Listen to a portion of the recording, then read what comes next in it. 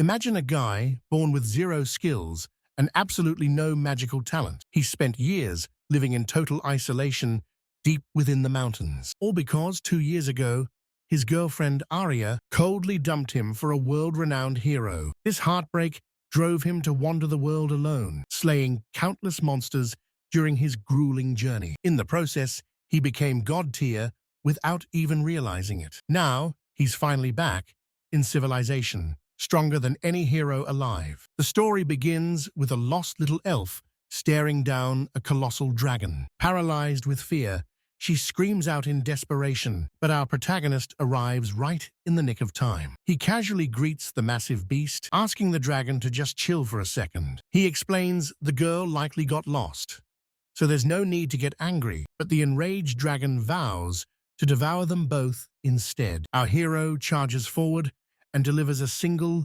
devastating punch, leaving the legendary monster crumpled on the ground. The young elf, Sienna, stands there in absolute shock, wondering how a mere human just flattened an S-rank monster. He simply smiles and introduces himself as Wazu. He guides her safely down the treacherous, monster-infested mountain. Amidst their conversation, he suddenly senses a projectile hurtling toward them. With inhuman reflexes, he snatches the arrow right out of the air. He barks a command for the hidden assailant to reveal themselves. A stern elven warrior emerges from the brush, bow at the ready. Panicked, Sienna screams for her to stand down and lower her weapon. She frantically explains that this man is the one who saved her from the dragon. Salona, the archer who fired the shot, remains deeply skeptical of him. However, acknowledging that Sienna owes him her life, she reluctantly invites him to the elven village as a gesture of gratitude. Upon arriving at the massive hidden settlement, the villagers are stunned to learn he's been surviving on that mountain alone. As the village guardian, Salona still doesn't trust his story one bit. Later, the elves guide him through their lush, sacred fruit forest. But when he reaches for a snack, the crowd erupts in a frantic warning. He had unwittingly grabbed a lethal fruit known to kill a man instantly. Completely disregarding their panic, he takes a bite anyway. To their absolute shock, he remains standing without a single side effect. Salona studies him, baffled that a dragon slayer doesn't bear a single scar. She decides to wait until nightfall to finally get some real answers. She sneakily enters his room, checking his guild card to uncover his true identity. The card identifies him as a mere 16-year-old human. However, she notices a detail that sets off massive red flags. With her mind made up, she prepares to expose him the following morning. When Wazu finally wakes up the next day, Salona immediately corners him for a serious confrontation. She bluntly reveals that she's discovered his secret, pointing out that his guild card hasn't been updated in over 2 years. To her, this is a clear sign that he's a fugitive on the run. She offers a cold apology, claiming her duty as guardian forces her to protect the village. Wazu shrugs it off, calmly explaining that her assumptions couldn't be further from the truth. But rather than reliving the painful memories of his past, he chooses to bid the other elves farewell and depart in peace. Salona feels a twinge of guilt for her harshness, though she believes it was necessary. As Wazu treks away, he stops to reflect on his situation, realizing he's becoming far too sentimental for his own good. Suddenly, 2 frantic elves come sprinting toward him, screaming that the village is being raided by Gazuna, a man desperate to seize the guardian title. Desperate, they beg Wazu to return and save Salona before it's too late. They raced back with the greatest possible urgency. They arrived just in time to reinforce her in the heat of battle. Kazuna, fueled by a bitter grudge over how he'd been treated, unleashed his dark power, summoning every beast under his command. However, Wazu told the others to stand back, claiming he'd handle this himself. Taking a steadying breath, he turned toward the chaos and halted the massive monster's charge with nothing but his bare palm. Salona stood there in absolute shock, witnessing how a mere human with zero magical ability could effortlessly dismantle such a formidable horde. It was then she realized he was easily the strongest man she'd ever encountered. Kazuna was equally stunned to see his army annihilated so easily, especially since every single one of them was a high-level B-rank threat. Acting on pure instinct, Kazuna immediately conjured a massive barrier, sealing the area to force a duel with Salona and prevent Wazu from interfering. Desperate to prove his superiority, he swallowed his own magic orb and mutated into a colossal, terrifying monstrosity. The beast lunged at her with blinding speed, but Salona narrowly evaded the strike at the very last second and plunged her blade deep into his neck. Yet, that barely slows him down, and with a single devastating blow, he sends her flying. Clutching her throat, he sneers that she's nothing more than another pathetic, dead elf. He taunts her, declaring that the entire village is about to witness her gruesome end. Suddenly, Wazu unleashes a strike so powerful it shatters the entire dome into 1,000 shards. The beast curses him, demanding to know why he's trying so hard to save a total stranger. Wazu simply replies that he wasn't about to stand by and watch her die. Without a moment's hesitation, he leaps high and lands a massive punch directly into the creature's face. Still worried about Salona, he rushes over to her side to see if she's survived the impact. But the monster isn't finished, launching a surprise assault that catches him completely off guard. The creature pours every ounce of its remaining strength into a desperate attempt to crush Wazu. Out of nowhere, a stray arrow pierces the air and strikes the beast square in the back. It's Salona reclaiming her strength to end the monster's life with that one final perfect shot. Collapsed on the ground, Wazu realizes a long-buried emotion is resurfacing, and it terrifies him. Haunted by the memory of his past betrayal, he decides his only choice is to flee the scene. Later that day, Salona sits perched in a tree, wondering why he vanished without saying a word. Her friend calls out, revealing that Wazu accidentally left his guild card behind in the chaos. Understanding that these cards typically only activate when touched by the owner's blood, she tentatively places a single drop of her own blood onto the card's surface. To her absolute shock, despite the card not belonging to her, it begins to glow. Suddenly, the card starts speaking, demanding to know exactly what she thinks she's doing. This unsettles her, as the card radiates an overwhelming divine presence. Seizing her chance, Salona tries to pry into Wazu's past, but the card remains silent. When she threatens to discard it, the divine voice finally buckles under the pressure. However, it pleads with her to keep this conversation a secret from Wazu. The story truly began 2 years ago. Back then, he lived within the walls of a bustling metropolis, but he preferred spending his days on the outskirts with his girlfriend, Arya. One day, she finally uttered the words he'd been longing for. "Let's get married." It was the peak of his happiness. After years of rejection, his dream was finally coming true. But a year later, Arya was chosen to join the hero's party on a grand quest. Desperate to stay by her side, Wazu tried to follow them. However, the lead hero stepped in and shut him down immediately. He told Wazu he was far too weak to ever keep up with them, claiming he wasn't even worth their time or attention. In that moment of humiliation, our protagonist made a life-altering vow. He would train until he was insanely powerful by the time Arya returned. Another year passed, and rumors began to swirl that the heroes were coming home. Both Wazu and his sister Kagan were ecstatic at the news. Without losing a moment, Wazu rushed out to reunite with Arya at long last. The entire city was in a festive frenzy, celebrating the return of their champions. And right there, in the middle of the procession, was Arya,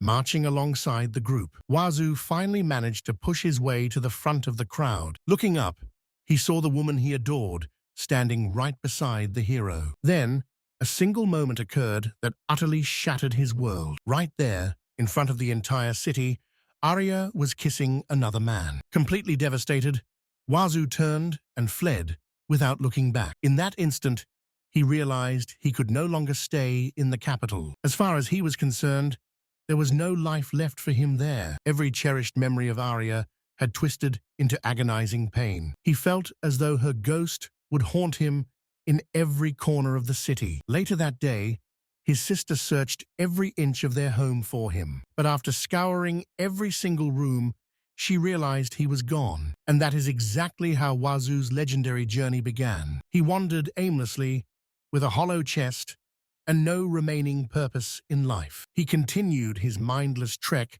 through the wilderness until he eventually reached the foot of a mountain he knew all too well. Sometime later, Wazu found himself at his absolute breaking point. Unable to take another step, he prepared himself for the end. He collapsed, sinking deep into the freezing snow. His mind drifted back to everything that had led him to this moment. That mountain is notorious for being home to incredibly powerful monsters. Legend says even an elite squad of knights would struggle to survive there. Yet Wazu had somehow wandered right into the heart of the danger zone. Just then, a peculiar presence approached him. A strange, small creature emerged from the blizzard, staring curiously at our freezing protagonist. It realized he was rapidly being buried under the heavy snow. Acting quickly, the small monster sprang into action. It desperately tried to clear away the frozen drifts in a frantic attempt to warm him up. Suddenly, Wazu stirred, mumbling that he desperately needed to eat. For some reason, this little dragon was carrying a backpack, and after rummaging through it, it pulled out some very suspicious food and offered the mystery meal to the starving man. With no other options, the poor guy had no choice but to force down the questionable slop. It tasted so foul, he genuinely thought he was going to kick the bucket. However, he reminded himself that he didn't come here just to die. He refused to let his journey end in such a lonely, desolate place. Exhausted, he drifted back into a deep sleep shortly after. Wazu finally opens his eyes. He's shocked to find himself still among the living. But things take a bizarre turn immediately. There's an actual S-rank monster sitting directly on his head. It's a small dragon that appears surprisingly friendly. This little guy saved him and now refuses to leave his side. Once the initial shock wears off, Wazu scouts the perimeter and finds the area clear of powerful enemies. With no immediate danger, his hunger starts to become unbearable. He begins foraging through the nearby woods, finding a few wild mushrooms to snack on. He even resorts to chewing on a stray bone. Hey, don't judge a hungry man. When you're this famished, even the most basic scraps taste like a 5-star meal. Realizing he needs to hunt and level up, he checks his guild seal, a card that tracks his stats. It's his official proof of being an adventurer, and as far as he can recall, his strength stat should be hovering somewhere around 1,500. Out of nowhere, the card begins to speak, asking if he can hear its voice. It promises him that his future is bright and full of fortune. Startled, Wazu demands to know who exactly is talking through his ID. The voice explains it's a goddess who has granted him her divine blessing via the card. Even I'm a bit confused. Wazu's status has completely shifted from numbers to words, but things are about to get even crazier. He's gained a broken new ability. By consuming anything at a higher level than himself, he can rapidly increase his own stats. However, Wazu is as dense as a brick and doesn't seem to grasp the magnitude of what's happening. He simply assumes that his new status is the reason the local forest food tastes so delicious. After snacking on some wild mushrooms, he decides to check his status card once more. It's clear that his abilities are evolving with every single thing he eats. His power is growing exponentially, changing his very nature little by little. Wazu genuinely believes this must be some kind of system error or a glitch, because if it's legitimate, he's officially become the most overpowered person alive. The goddess eventually asks him just how much stronger he plans on getting. With this bizarre devourer ability, his growth is essentially infinite. She warns that he could eventually surpass the gods, but Wazu doesn't buy it. He hasn't even seen a monster yet. Unaware, they're all terrified of his overwhelming aura. Suddenly, a massive creature appears, demanding to know the whereabouts of the little dragon. Things just took a turn for the worse. The baby dragon's mother has finally shown up. She is absolutely stunned to find a mere human standing on her sacred mountain. She bellows at him, ordering the human to disappear before she loses her patience. If he doesn't leave, he'll have to face the wrath of King Ragnar personally. She then calls out for the little dragon to return to her side, but Wazu steps in, telling her to stop, reminding her that the little one was the one who saved him. To everyone's shock, he reaches out and grabs the massive monster by its tail. Grabbing it by the tail, he hurls the beast far into the distance. The sheer strength this kid possesses is absolutely terrifying. With one massive hit, the creature collapses to the ground, completely bewildered by what just happened. Even Wazu is shocked by his own power, asking if it's okay, as neither of them can fathom how he did it. Once the dust settles and the situation is resolved, the dragon speaks, explaining that the little one is her daughter, Mir. It turns out Mir is eager to explore the world. Wazu admits he never imagined dragons could be so human-like. He asks if this is her castle, and the black dragon confirms it, noticing he has nowhere to go. She offers him a place to stay whenever he needs it. Wazu thanks her, apologizing for all the trouble. The dragon is stunned by his resilience, noting that not even her flames could leave a scratch. She questions if he's truly human, and he jokes that he's at least 88%.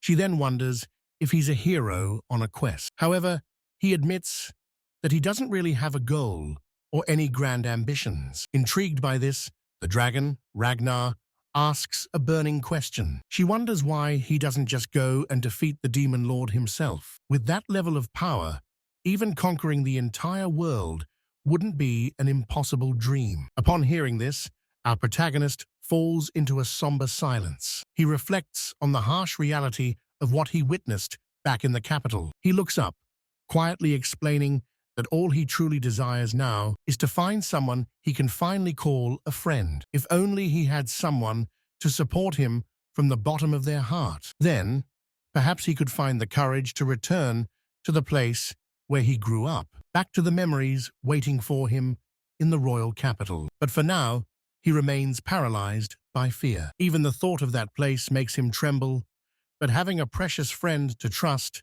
changes everything. If he faces the hero again, with an ally at his side, he won't feel nearly as frustrated or broken. The two dragons acknowledge that Wazu has endured a lifetime of suffering. Seeing how much their daughter, Mir, has taken a liking to him, they make a choice. Since Wazu is finally descending the mountain to begin a new journey, they decide to entrust Mir's safety to him. It's time for him to step out and find companions he can truly rely on. At this point, the story finally shifts back to the present. The goddess finishes explaining the weight of Wazu's past to Salona. She admits that she had been incredibly cruel to Wazu in the past. She can't even imagine the agony of losing the woman he loved to another man, right before his very eyes. Salona reflects on the harsh, biting words she once used against him. She rejected his feelings in front of a crowd, making it feel like a public execution. However, looking back on it now, she realizes she truly wants to accompany the protagonist on his journey. Despite her duty, she had promised her parents she would protect this forest for them. However, the other elves appear and insist that she shouldn't have to carry that burden alone. Since she had been acting strangely, he went to check on her and overheard the entire truth. The girl tells her to be honest with her feelings, as the village isn't so weak that it needs her constant protection. Sienna had mentioned the same thing earlier, leaving her with no choice but to follow her heart and join Wazu. At this moment, another elf steps forward and asks her to take good care of the card. Whether she joins Wazu's group is her choice, but she has nothing to lose by returning the card to him personally. After all, the item is incredibly important to Wazu, and hearing this realization, the girl finally finds the spark of motivation she was missing. With a new sense of purpose, she declares that she will go after him immediately. As she prepares to depart, she thanks them for everything and leaves the rest of the village's duties to them. Watching her rush off, the two elves share a quiet moment together. One of them asks if Salona had always been this headstrong and passionate. The other elf replies that right now, the only thing occupying Salona's mind is Wazu. She might not fully understand the suffocating emotion she's feeling yet, but her only desire now is to learn everything she possibly can about him. Once she truly understands the man who saved her, she's certain she'll finally be able to identify this strange new feeling. She once promised her parents she would protect the forest, but she knows that if they were alive today, they would want nothing more than for her to pursue her own happiness, while asking Wazu to wait for her. Elsewhere, our poor protagonist is attempting to gain entry into a new city, but naturally, he's denied entry, as the guards won't let a suspicious traveler pass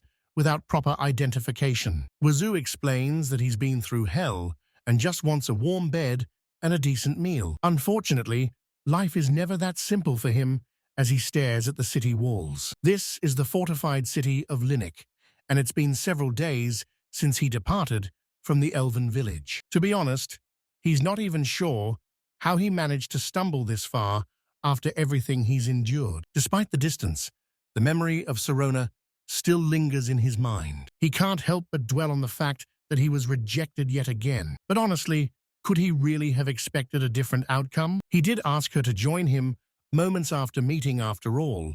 Mia tries to comfort him, but Wazu insists he's fine. He realizes he needs to build a genuine connection before popping the question next time. Building a harem is clearly harder than it looks. First, he needs to replace his lost guild card, and returning to the elves is out of the question. To make matters worse, despite finally reaching a major civilization, he can't even get past the front gates. As he ponders his next move, something catches his eye off to the side. He spots a young girl in a frantic sprint. She isn't just running for exercise.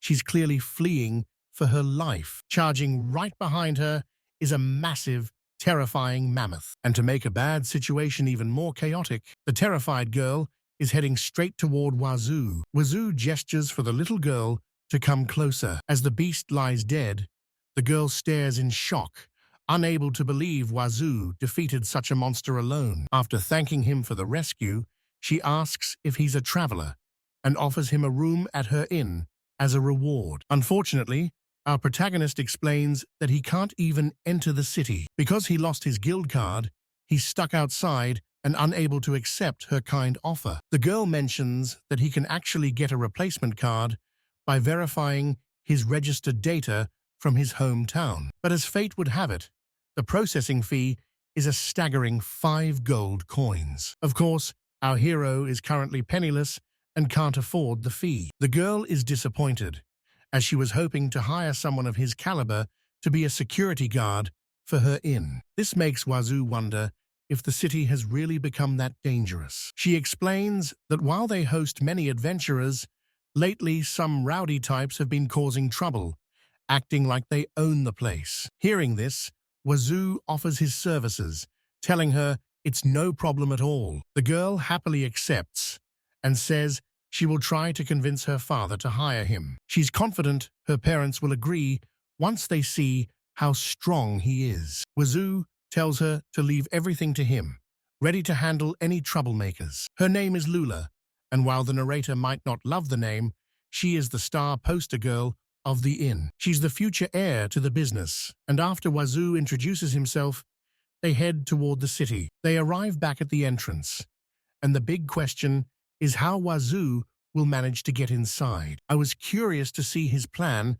for bypassing the guards. Somehow, the kid finds a way in, and even he seems surprised by how easily it worked. Since he has a clean criminal record, his registration in the city of Isola is quickly confirmed. He's granted entry with a temporary pass, and the girl tells him he should definitely thank Reagan. Completely lost, Wazu asks who that is, and she explains it's her father, the owner of the inn and a master chef. He'll need to prove his worth to earn a permanent card, so she tells him to rest up until her father has a task for him. Wazu asks for clarification, and the girl explains it'll be a standard guild-style quest, like monster hunting or solving local problems. Considering his secret power, These tasks should be a total walk in the park for him. As a lowly F-rank adventurer, the initial payouts won't be anything to write home about. However, as he climbs the ranks, the rewards will skyrocket,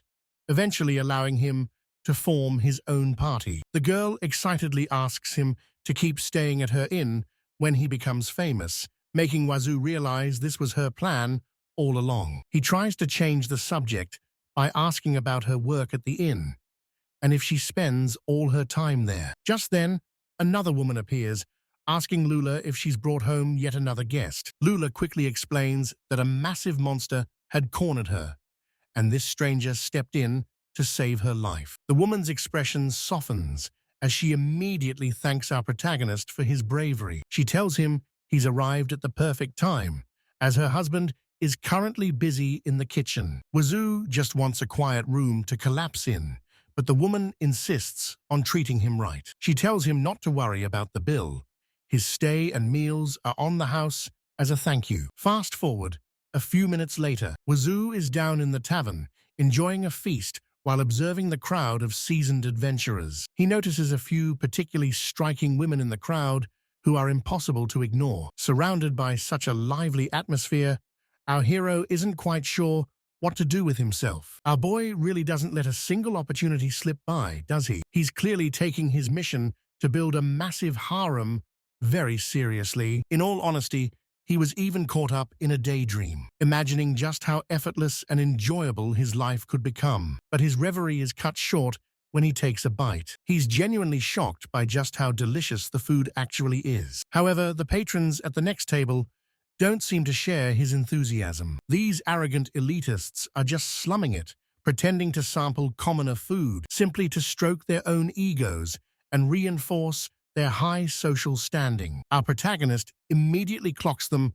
as the exact kind of rude people he can't stand. Since the innkeeper already provided him with a place to stay, he decides it's only fair that he steps in to solve this little problem. But before he can act, the little girl steps up, demanding they stop mocking her father's cooking. The thugs double down on their insults, sneering that her father needs to learn how to cook all over again. Lula stands her ground, shouting that it's a lie because her father's food is the best in the world. Suddenly, one of the men slams his bowl down, calling her claims utterly ridiculous. Watching from the back, our MC is spotted by an annoying extra who asks if he really wants to get involved. The thug doubts anyone here has the guts to do anything, boasting that they are members of the Black Blade. Despite her nerves, the little girl remains defiant, trembling but refusing to back down. She demands they apologize to her father immediately. This only enrages the man further,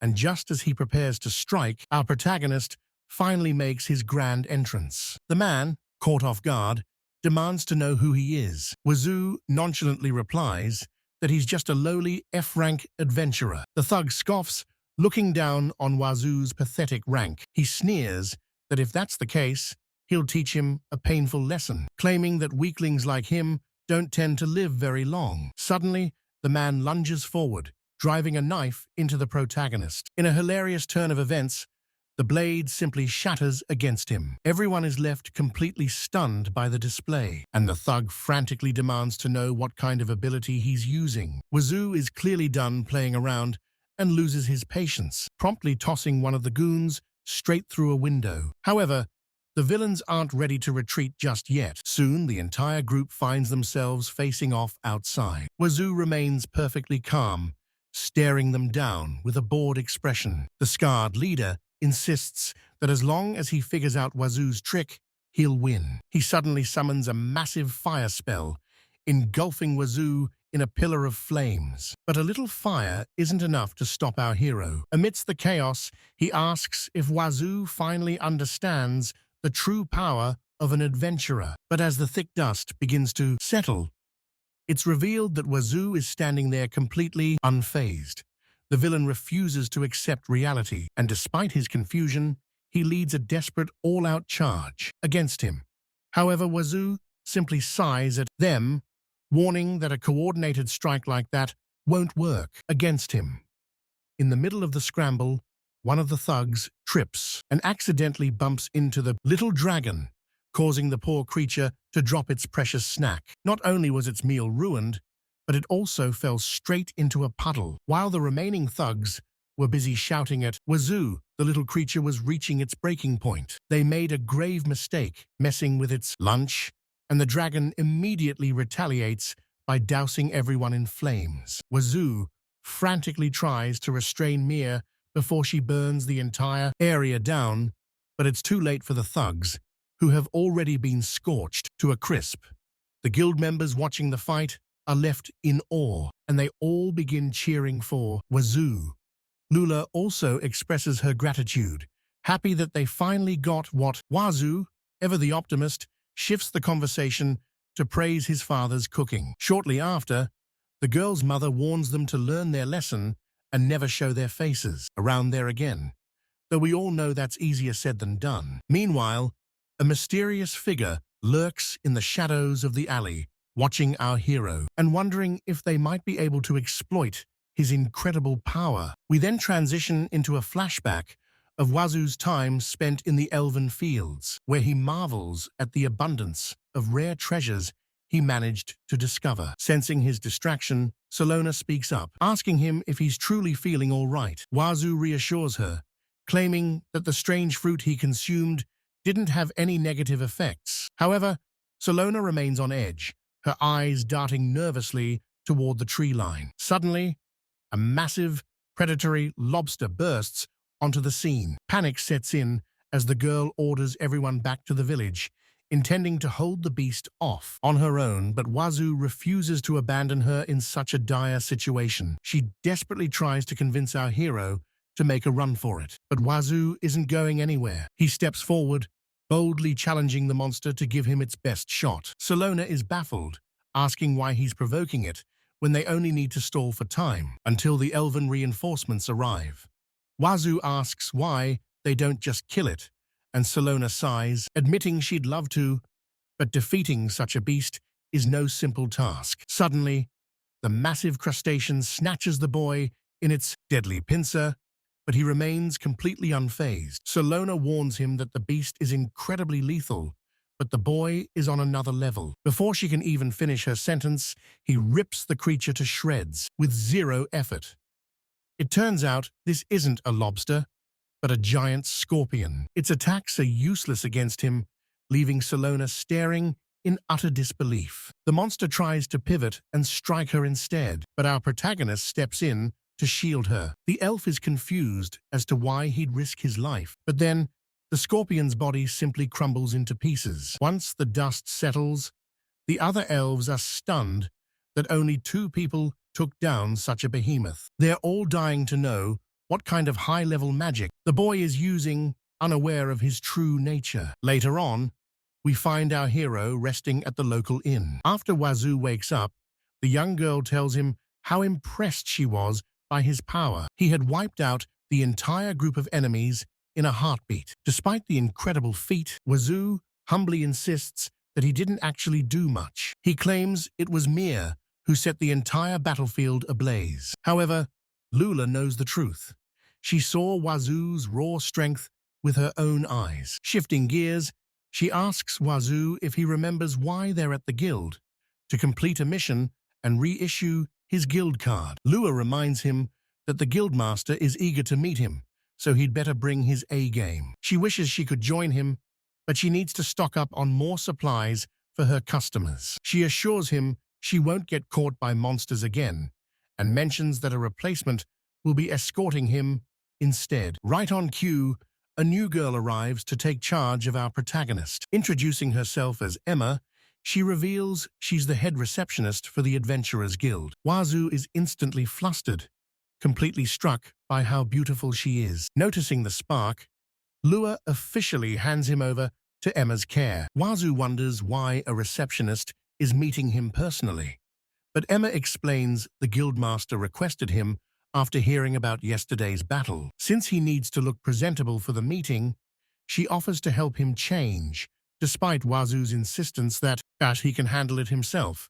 However, Emma isn't taking no for an answer. She immediately begins stripping Wazu of his clothes right then and there. Wazu can only watch in total dismay as his modesty is tossed out the window. Moments later, the boy is fully dressed and walking through the city with his new guide. As they chat, Wazu finds himself completely overwhelmed by the situation. Walking with a beautiful woman so early in the morning is a lot for a guy who's never had a girlfriend in his life. Their stroll comes to an end as Emma announces they've finally arrived. They stand before the Adventurers Guild of Lilac, a massive and bustling hub. Emma leads him inside, heading straight for the guildmaster's office on the top floor. She teases him not to stare as they climb the stairs, while Wazu marvels at the diverse crowd of humans and demi-humans. Suddenly, Emma starts panting, complaining that she rarely ever climbs stairs. Wazu steals a quick glance at her, but quickly realizes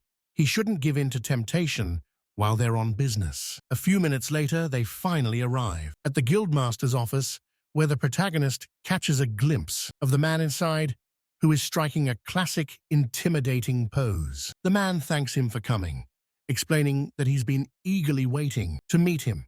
His name is Reagan, the guildmaster of the city of Linus. Looking at him, Wazu immediately puts the pieces together. It's glaringly obvious that this man is the father of the little girl he saved. Reagan then thanks Emma for escorting the young adventurer to his office. Pivoting, he explains that Lula and Kayla told him everything, and he expresses his deep gratitude for Wazu saving them. Wazu, still skeptical, bluntly asks if he's actually Lula's father. The guildmaster confirms that Lula is indeed his daughter and Kayla is his wife. Wazu is in total disbelief. His wife and daughter are stunning, while this guy is, well, quite rugged. Sensing the judgment, the bold leader warns Wazu to watch his tone, insisting they married for love. Still, Wazu can't wrap his head around the fact that this guy is married while he's still single. The envy is real, and to make things worse, he finds out Reagan also owns the local inn. Since Wazu feels like his own life is already over, he figures he has nothing left to lose. He demands his guild card back, but Reagan reveals he summoned him for a much bigger reason. Since he single-handedly dismantled the Black Blaze group, no one is left to fulfill their dark mission, and surprisingly, he isn't being held accountable. In fact, the guild leader called him in because he has a specific request. Wazu points out he's only F rank, but the leader knows he has the strength to take down an elite group without a scratch. This job is tailor-made for him, especially since he supposedly tamed a dragon, though Wazu is completely lost as to what he's talking about. Reagan begins to explain the recent sightings. 2 weeks ago, a merchant spotted a massive dragon's shadow looming over the mountain road. There haven't been any victims yet, but to ensure safety, he wants Wazu to investigate and, if possible, tame the beast. Wazu isn't sure if he can just get along with a dragon simply by bringing Mare along. But since the situation is volatile, he accepts the task. Reagan expresses his gratitude, offering a handsome reward of 30 gold coins. The pay is excellent, and Wazu is immediately fired up to get moving. He figures if things get ugly, he'll just have to knock out that terrifying dragon. Seeing his confidence, the guild leader leaves the rest in his capable hands. Wazu only asks for a map, claiming that any other supplies would just slow him down. Reagan directs him to the receptionist, while Wazu jokingly calls the leader a baldy on his way out. With that parting shot, he heads off to prepare. Meanwhile, something is still weighing heavily on the guild leader's mind. He finds it impossible to believe that a mere boy could take down a dragon with a single punch. Now, all he can do is wait anxiously for the final report. Shortly after, Wazu finally manages to secure his new map, though he still needs provisions. Meanwhile, Mia's fame has skyrocketed, and being called a dragon tamer feels surreal. A few moments later, Wazu returns to the inn he visited previously. There, Kayla asks him if he's only just realized that her husband is actually the guild master. Wazu doesn't have time for small talk and makes his exit, noting how genuinely kind Kayla is. It's a shame she's already married, though. Suddenly, a mysterious girl bumps into him, And while she offers a frantic apology, Wazu tries to assess the situation and figure out who she is. Seeing her distress, he asks if someone is after her. It turns out she's being pursued and needs a place to hide immediately. They duck into a nearby alley just as her pursuers begin scouring the area. Looking at the men, Wazu notes that there's something incredibly off about that group. Once the coast is clear, the girl asks if he's the warrior who took down those high-ranked adventurers. Wazu humbly clarifies that his dragon did all the work, reminding her he's just a lowly F-ranker. Not long after their meeting, the woman comments that he has quite an intriguing name. She takes a moment to compose herself after the rescue. She insists on repaying her debt, but Wazu explains he has a deadline. He casually mentions his next task is to slay a dragon, leaving the girl completely floored. She can't believe a kid with such basic gear is heading towards certain death. But Wazu simply prepares to head back to the city as Tarta promises to thank him properly later. To the young hero, however, the reward is irrelevant. He tells her that just getting to know her was enough, though he warns her to stay alert for any remaining bandits. Confused, the girl asks why he would go to such lengths for a complete stranger. He claims it's nothing special, but he clearly noticed the deep loneliness hidden in her eyes. He simply couldn't bear to leave someone with that kind of expression all alone. Regardless, he promises to do his best to return to her as quickly as possible. With a final farewell, he heads off, leaving the girl behind. She watches him go, a genuine smile finally crossing her face. She softly whispers to herself that he is truly a bizarre individual. A short while later, a knight happens to cross paths with our hero. He introduces himself as Orlando, reminding Wazu that he was the guard who interviewed him at the city gates. Orlando asks where he's off to, and with total nonchalance, Wazu responds that he's going to kill a dragon. The knight immediately panics, desperately shouting that he at least needs a sword or a spear, but Wazu completely ignores the frantic advice. Since he's departing the city of Linus, he simply hands back his temporary pass. Orlando warns him that fighting a dragon solo is a suicide mission and that he needs a full party to survive. However, our protagonist had already vanished into the distance. Left alone, Orlando can only hope that the boy somehow manages to beat the odds and return alive. Soon, Wazu reaches the foot of the mountain, noting that the summit is still a long trek away. According to Reagan, there should be a small mountain located right by that lake. Regardless, they need to stop chatting and head straight for that sacred location. But the little dragon has reached its limit and desperately needs to eat. As Wazu sets the food bag down, the hatchling raises its tiny arms. Suddenly, the bag vanishes into thin air before reappearing in a flash of magic. Wazu is stunned by the display, never realizing the little guy possessed such power. Beyond being an adorable companion, this creature is clearly full of surprises. With such a convenient storage ability,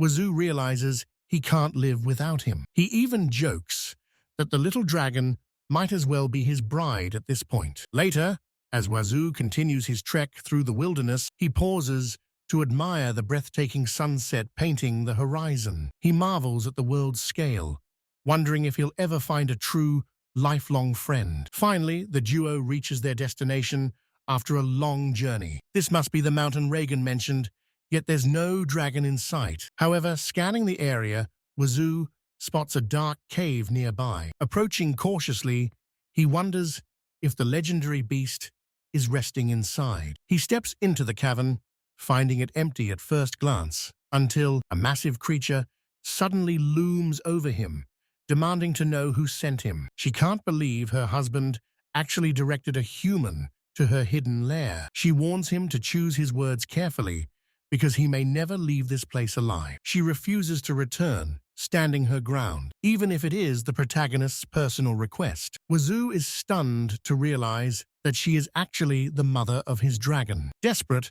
the protagonist tries to de-escalate the situation, begging her to calm down and explain if this was all just over a massive fight. She coldly replies that the situation is far worse than a simple argument. She has decided to leave him forever and retreat to her ancestral birthplace. Wazu asks if she was raised in this region, and she confirms it, questioning if he only arrived there because of Ragnar. Our hero explains that he only came to investigate a local dragon rumor he heard in a nearby town, never imagining he would find her here. Now, he just needs to report to the guildmaster that she isn't a threat to close the case. Shortly after, the dragon mother composes herself, admitting she shouldn't have let her temper get the better of her. Changing the subject, Wazu asks why she would ever leave the mountain. After all, the castle on that peak was supposed to be her true home. She then reveals that it was all her husband's fault, explaining that while she was busy managing their household, he shamelessly cheated on her with a younger dragoness, which infuriates Wazu. He finds it unbelievable that anyone would betray such a beautiful wife. Out of nowhere, the dragon mother asks if he appreciates true beauty. Wazu responds that he does, noting that she would likely be stunning in human form. Regardless, that's why she returned home to consult her mother. And now, she's simply waiting. Grasping the situation, Wazu asks if reconciliation is possible. The dragon mother admits it's not entirely impossible, provided he offers a sincere apology. Wazu then asks if she's actually tried to discuss the matter with him properly. She claims his reasons for cheating are irrelevant, but Wazu suspects there isn't any definitive proof it even happened. He suggests bringing Ragnar here so they can talk calmly, which would also help pacify the panicked townspeople. Since she's nearby, she can stay and offer her support if she doesn't want to be alone. Upon hearing this, Mel realizes that she can do as she pleases, but since it's his request, she agrees to meet with him. Shortly after, the protagonist prepares to head out. Wazu mentions the castle is quite far, so he asks Mary to stay behind. He tells her to wait there and leave the rest of the situation in his hands. As he sprints toward the castle, she watches him depart in silence. She whispers to herself that he is a truly selfless man, the kind of person who could never leave someone in trouble to suffer alone. A short while later, Wazu finally reaches his destination. He arrives at the blessed castle, searching for Ragnar. Ragnar is visible up ahead. The poor guy is sprawled out, looking absolutely miserable on the ground. Approaching him, Wazu asks if he's doing okay. The dragon desperately scrambles up, asking where Mia is, while Wazu explains that a lot has happened. He reveals that Mia is with her mother, Mel, who left home after his alleged cheating, though Ragnar immediately denies the affair. Wazu offers to give up her location, but first he wants to know what Ragnar plans to do when he finds her. Ragnar is certain that he'll find a way to bring her back home. Wazu then asks how he plans to apologize, but the dragon's pride gets in the way. He believes a dragon king shouldn't have to apologize, and that she should simply return because he said so. Wazu notes that while there are many problems between them, this is ultimately a private matter between a husband and wife. Still, he wants to know who Ragnar was supposedly cheating with. The dragon maintains his innocence, explaining the other woman was a dragon named Karel. Apparently, she's a female dragon, known for her breathtaking beauty. Her looks are legendary among their kind, and she had invited him out to eat several times. Since his friends were also there, he felt he couldn't refuse, but he swears he never crossed the line. Wazu points out that it's no wonder she's mad, as he clearly enjoyed the flirting. Yet Ragnar still doesn't understand why a powerful dragon king would ever need to apologize to his wife. Wazu sighs, telling him to set that royal title aside for a moment. Wazu pushes Ragnar's buttons, painting a picture of Mel sharing a romantic dinner with another dragon. Ragnar is visibly shaken by the thought, but he doesn't even let poor Wazu finish his sentence before cutting him off. Finally, Wazu asks if Ragnar could truly forgive her if something like that actually happened. The dragon sighs, admitting that he likely wouldn't be able to. He confesses it would haunt him, and Wazu notes that's exactly the reaction he expected. Regardless, Wazu reveals Mel's location, and Ragnar nervously asks if she'll ever forgive him. Wazu assures him she will, provided he rejects all other female dragons and offers a sincere apology. Ragnar then asks about Wazu's harem, shocked that a guy who understands women so well is still single. Wazu shuts down the conversation as dwelling on his lack of romance only brings him misery. Ragnar chuckles, claiming that if Wazu were a dragon, he'd be the most popular bachelor around. With that, the day comes to an end, and a new one begins. The following morning, it's finally time for Ragnar to face his wife and apologize. But instead of letting him fly, Wazu suddenly grabs the massive dragon, claiming this method is far more efficient than using wings. Telling him to brace for impact, Wazu puts his superhuman strength to use and literally hurls Ragnar through the sky. The poor dragon disappears into the distance like a twinkling star. Wazu figures this express delivery will get the dragon there way faster than any flight. Realizing he promised Mel he'd be there to witness the apology, Wazu starts sprinting to catch up. A short time later, Wazu arrives at the cave to investigate the commotion. However, the atmosphere inside is incredibly tense. It's immediately clear that things are not going well. Standing before him are three massive, intimidating dragons. A trembling Wazu realizes the elder dragon might be the mother of the female Ragnar flirted with. She coldly remarks that Ragnar has a lot of nerve treating her daughter that way. Ragnar nervously calls her mother-in-law, claiming the whole thing was just a misunderstanding. The elder dragon demands to know why he didn't come to apologize sooner. She mocks him, saying he was likely too cowardly to face her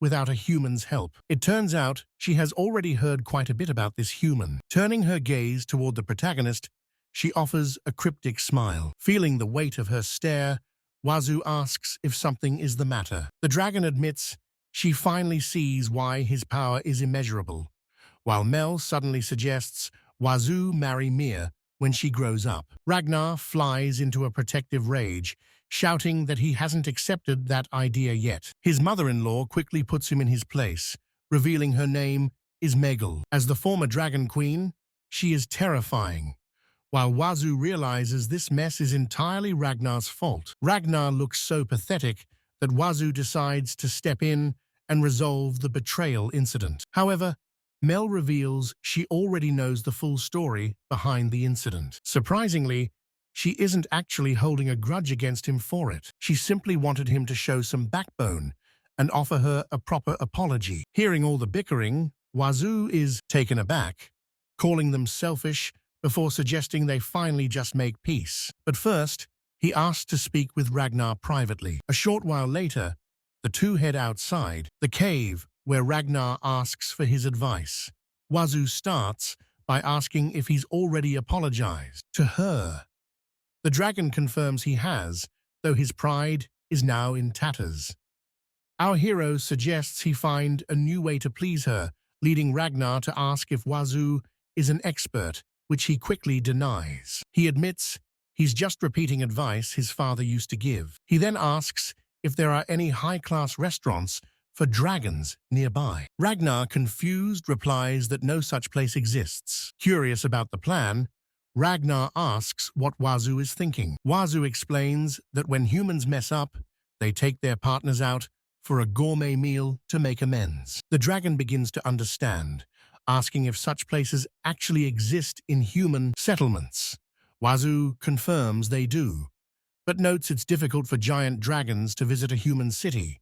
However, Ragnar assures him that won't be an issue. With a plan in place, they return to Mel, where Ragnar expresses sincere regret for the trouble he's caused. His mother-in-law asks for his next move, and Ragnar vows to cut all ties with the other dragon. He promises to keep his distance and focus entirely on Mel to ensure their bond becomes unbreakable. To make it up to her, he invites both of them to a special location, a human city known as Lynx. Mel is overjoyed, touched that her husband has become so incredibly considerate. She eagerly agrees to the trip. City, and the elder dragon remarks, it's been ages since she spent time with Mia, admitting it's nice to let her old body rest. With the crisis averted, She teases that this was a fitting punishment for such an idiot, telling him to never forget this sensation now that everything is finally resolved. Wazu is relieved, though he questions how they'll enter the human city. You can probably guess what's happening next, right? The ancient dragon explains they aren't ordinary beasts and can easily assume human forms. Suddenly, a radiant glow begins to emanate from the dragons as their massive frames start shrinking smaller and smaller until they reach a human scale. Finally, the legendary creatures have fully transformed into people. Upon seeing them, our protagonist becomes completely flustered and embarrassed. He had suspected they would be beautiful in human form, but their appearance far exceeded his expectations. Once they've adjusted, Megal asks to be shown the way to the city of Linus. However, Wazu is suddenly distracted by something else, noticing that his little dragon companion hasn't transformed yet. Elsewhere in the city, Salona is still on the hunt for Wazu. It has been 10 days since she left the safety of her elven village, and she's left wondering where on earth the protagonist could be. She thinks to herself that there's no way this kid managed to leave the elf village on a ship and arrive at a place so far away. Either way, she's worried he's in over his head without his adventurer's guild. She's desperate to return his guild card to him as soon as possible, but she has absolutely no clue where he might be. Beyond the gates lies a massive city, and if he isn't found there, he might have already crossed over to another continent. She desperately hopes for a second chance to reunite with him. It's clear this girl is head over heels for our MC, dreaming of being together through every adventure and every moment of their daily lives. Salona gets incredibly flustered, stammering that there's no way that could ever happen. Besides, Wazu could easily find other companions and build a harem if he wanted. She fears she no longer holds a place in his heart, let alone the right to stand by his side. Since she rejected his feelings once before, she doubts she'll ever get another shot at his affection. Honestly, her constant indecision is exhausting, and she's only making herself more worried. Just then, she overhears two people talking nearby. It's Rulua chatting with another man while she gathers some supplies. As she turns to leave, she mentions that she'll be back again tomorrow. But as she passes the elf, she hears a strange noise. The little girl quickly realizes the truth. Salona's stomach is growling from hunger. Since she happens to have some leftover bread, she offers it to the elf, mentioning that her father never minds if she takes a few extra. Hearing the complaint, Salona eventually accepts, though she insists on paying her way. Lula suggests that if she's staying, she should book a room at her family's inn. Not to brag, but she claims they serve the best food in the region. After hearing the pitch, Salona decides that it sounds like a fantastic plan. The two officially introduce themselves, and Lula curiously asks if her new friend is actually an elf. When Salona confirms it, the young girl is absolutely ecstatic, noting that while many travelers visit the inn, she's never met an elf before. Salona explains that her kin rarely leave their hidden villages, prompting Lula to ask why she's traveled to this busy trading. Salona reveals her mission. She's searching for a specific man. Seeing an opportunity, the girl offers to help, as the constant flow of travelers through her inn makes it the perfect place to gather information. Blushing, Salona describes him as cheerful, kind, and incredibly powerful, yet possessing a vulnerability that makes her want to protect him. Oh, and she can't help mentioning how handsome he is. For a grown man, Lula stares back in deadpan silence for a moment. She admits she was hoping for actual physical traits, not a love letter. Salona clarifies that he typically dresses in all black and travels with a small dragon perched upon his shoulder. Upon hearing this detail, Lula's eyes widen as she asks if, by any chance, that little dragon's name is Enmir. When Salona confirms it, Lula asks if the man she's searching for is Wazu. The elf is stunned, demanding to know how the girl could possibly know that name. With a smile, Lula reveals that the mysterious man is currently staying at her inn. She explains that he lost his guild card and is working for her father to make ends meet. Relieved, Salona exhales, having feared she might never find him again. Eager to reunite them, Lula suggests they head back to the city immediately. Changing the subject, Lula asks if Salona really trekked all this way just to deliver a card to the protagonist. Salona confirms it, admitting she'd likely be in a world of trouble if she didn't get it to him. Lula notes that the elf village is quite a distance away and asks if she used magic to travel, but Salona reveals she simply walked, leading Lula to realize just how much she loves Wazu. Salona doesn't deny it, admitting that Lula isn't entirely wrong about her feelings. While she isn't quite ready to join his harem just yet, her dedication is undeniable. Lula then clarifies that Wazu is currently out on a job, traveling only with a young girl named Miu. Hearing that he's not with other women, Salona beams with joy, hoping Lula isn't just saying that to make her feel better. Lula explains that Wazu left the city to handle a request for her father. Regardless of his absence, she assures Salona that she is always welcome to stay at their inn. Meanwhile, Salona stands there, lost in a daze, her heart pounding, as she wonders if Wazu will finally accept her when he returns. If he does, it means they'll finally be able to travel the world, just the two of them. The mere thought of their private journey sends her heart into a frantic race. It's clear as day. This girl is absolutely head over heels for our boy. A few minutes later, the group continues their walk through the area. Lula mentions that they are almost at their destination. Looking ahead, she finally spots a familiar figure in the distance. It's the protagonist himself, but seeing him so suddenly causes Salona to completely freeze up. She steals a quick glance at him before spinning around, her face flushed with pure embarrassment. As she tries to calm her nerves, she notices that Wazu isn't traveling alone. He's accompanied by a strange crew, a wrinkled old woman and a guy with spiky hair. Another girl, seeing as he's already found a new group. It seems he's moved on quickly and found a new companion. It's no surprise, really, considering how dependable he is. Shortly after, Lula asks what she's doing, reminding her they need to meet Wazu soon, but Salona insists everything is fine. She only came all this way to return his guild card anyway, claiming she has other important matters to attend to. She asks Lula to deliver the card for her. Before anyone can stop her, she flees without uttering a single word to Wazu. With Wazu left completely in the dark, Lula is left wondering what's wrong with Salona. Moving on to a bit later that day, Salona beats herself up, wondering why she ran away when all she had to do was speak. Normally, it should have been incredibly simple. She just wanted to apologize and ask to join his adventuring party. Yet she couldn't even manage something so basic, cursing herself for acting like a total fool the moment he got near her. The encounter left her feeling both flustered and strangely hollow. She's desperate to understand this ache in her chest.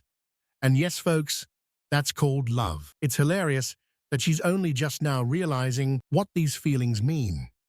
She finally admits to herself that she's fallen for our protagonist. Talk about a major revelation. A few minutes later, the scene shifts back to the guild hall. Reagan sips his tea, skeptically asking if they honestly expect him to believe such a wild story. To put it simply, the group standing before him claims to be the family of the Dragon King. Wazu admits that the truth is a bit hard to swallow, but he isn't lying. Seeing that the conversation is stalling, Marital decides to take action. She tells Ragnar that talking is useless and demands he show his true form immediately. Suddenly, a violent tremor rocks the building from the ground up. A massive, terrifying silhouette looms over the guild, casting a shadow over everything. Ragnar has revealed his draconic form, leaving the guild leader completely stunned. Wazu quips that he'd love to see Reagan try to doubt them after that display. Now that their identity is proven, the protagonist shifts his focus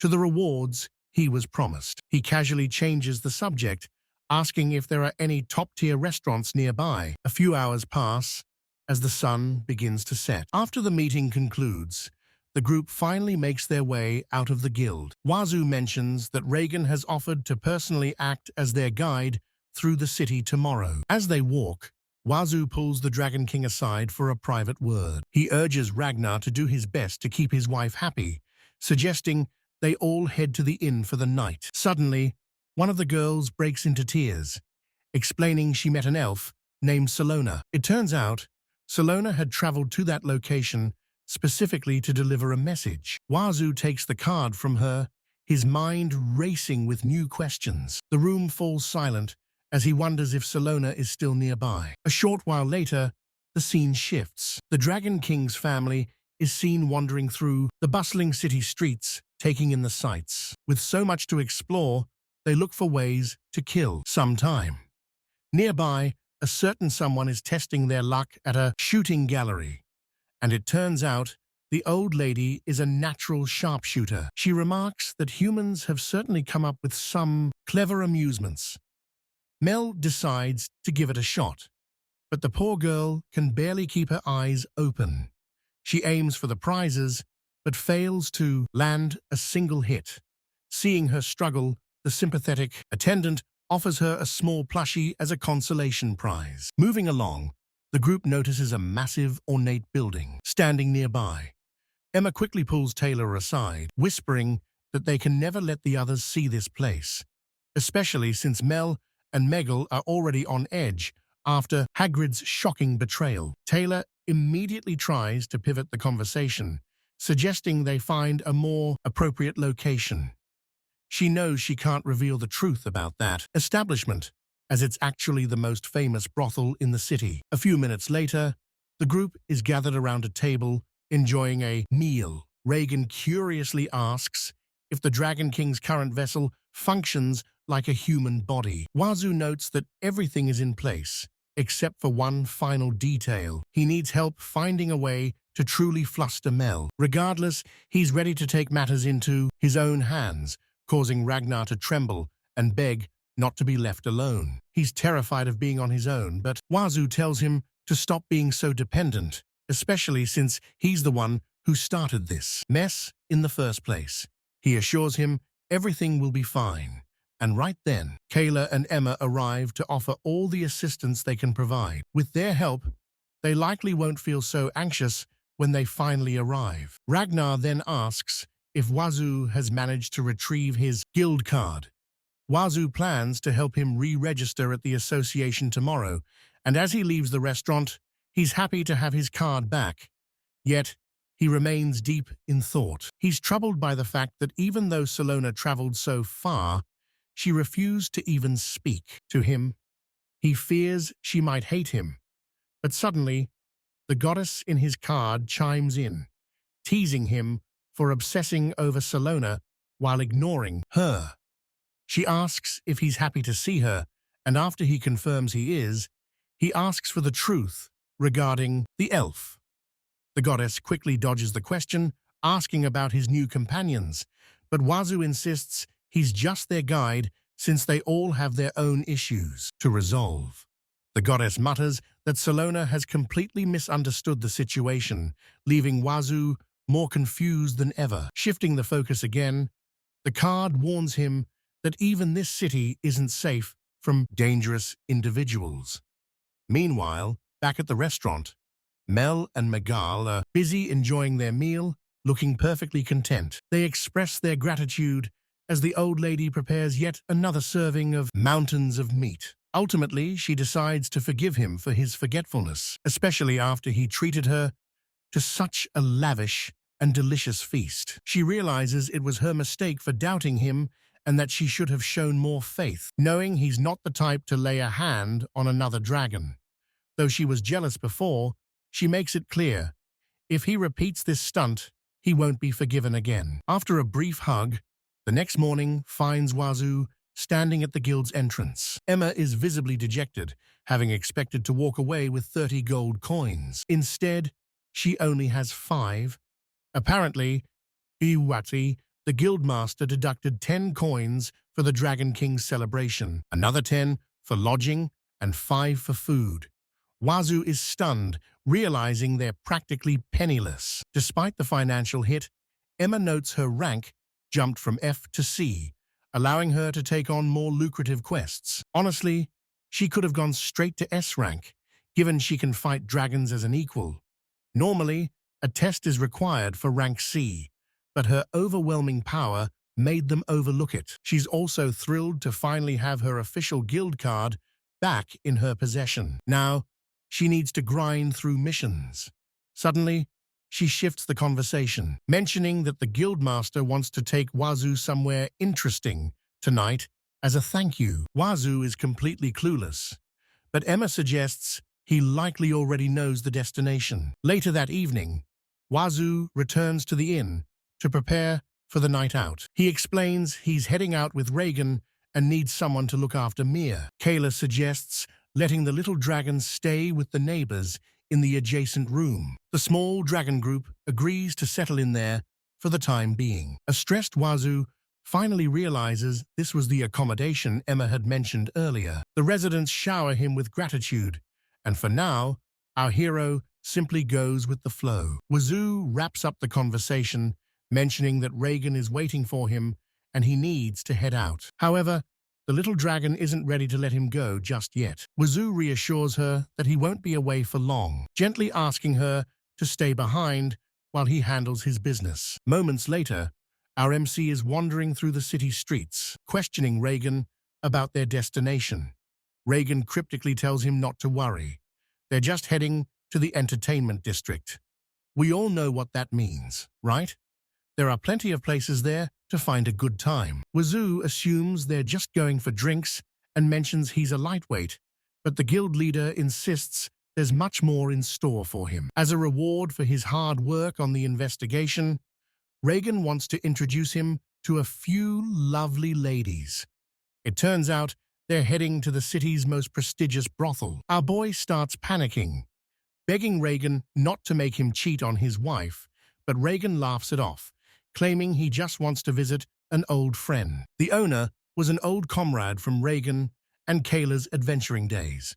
Plus, since Wazu is past 15, Reagan considers him a full-grown man. He tells the boy to drop the act, assuming he's used these services before.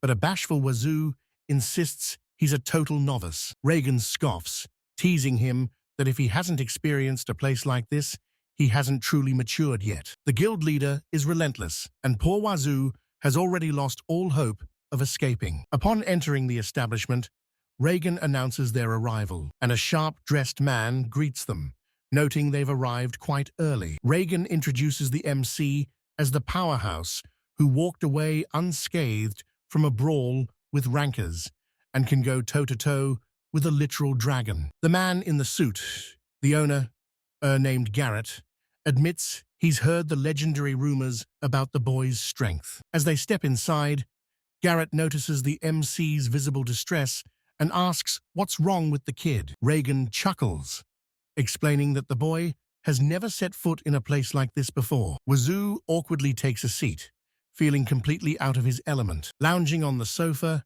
Garrett tells Wazu he can take his pick of any girl in the house. There's no shortage of stunning women available, but the MC is practically vibrating with nerves. The owner teases him for being bad with women, but Wazu remains tight-lipped and overwhelmed. In his heart, his mind is occupied only by thoughts of Salona. Suddenly, a newcomer interrupts, finding their little conversation quite intriguing. Garrett introduces her as his most beautiful hostess, and she offers to personally entertain our hero. Upon seeing her face, our protagonist is completely floored. It's the very same girl he had crossed paths with earlier that day. She's genuinely thrilled that he still remembers her. When the owner asks how they could possibly know each other, she reveals that Wazu saved her during a difficult shopping trip. Garrett is shocked to see her taking such a personal interest in a customer. She suggests they've grown quite close, and the tension in the room ramps up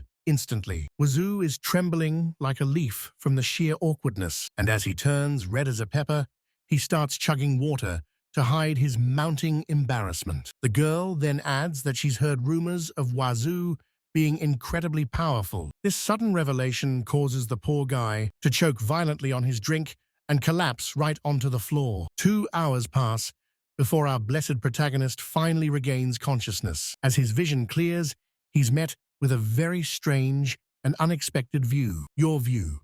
And man, the girl was there with him. Now I want to see. With a somewhat suspicious smile, she's happy he's awake. And Wazu, trembling, asks what he did.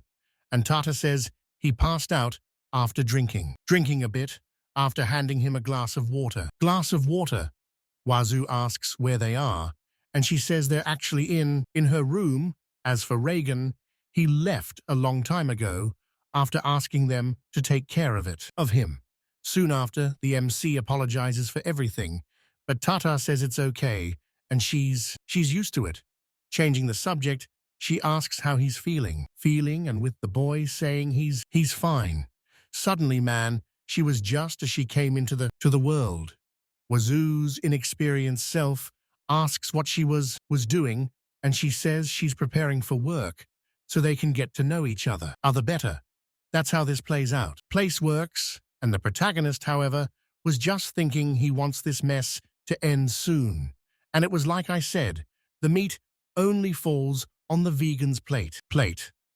A little later, Tarta throws herself on Wazu, saying she can do whatever she wants while he thinks he's not ready. Just go for it, kid. It's yours. At that moment, the MC says they're moving too fast, and Tarta apologizes because she never thought he wouldn't be interested in women. However, Wazu says that's not the case, and just wants to get to know each other better, so he can't offer his body so easily. Similarly, covering her with a cloth, he states that she must value herself since she's someone so beautiful. Starts laughing, and the MC asks if he said something strange. Tarta admits it's the first time a client has ever said something so bizarre in a place like this. She realizes Wazu is an incredibly kind soul, making her feel guilty for trying to deceive someone so genuine. In truth, she had witnessed him effortlessly take down that group at the inn earlier. Since then, she'd been pestering the manager to introduce them.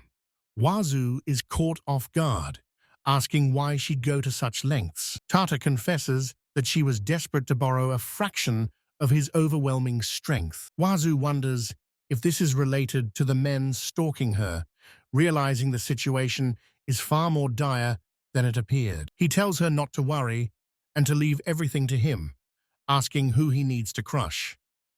Tarta asks about a reward, but Wazu insists he doesn't need any money.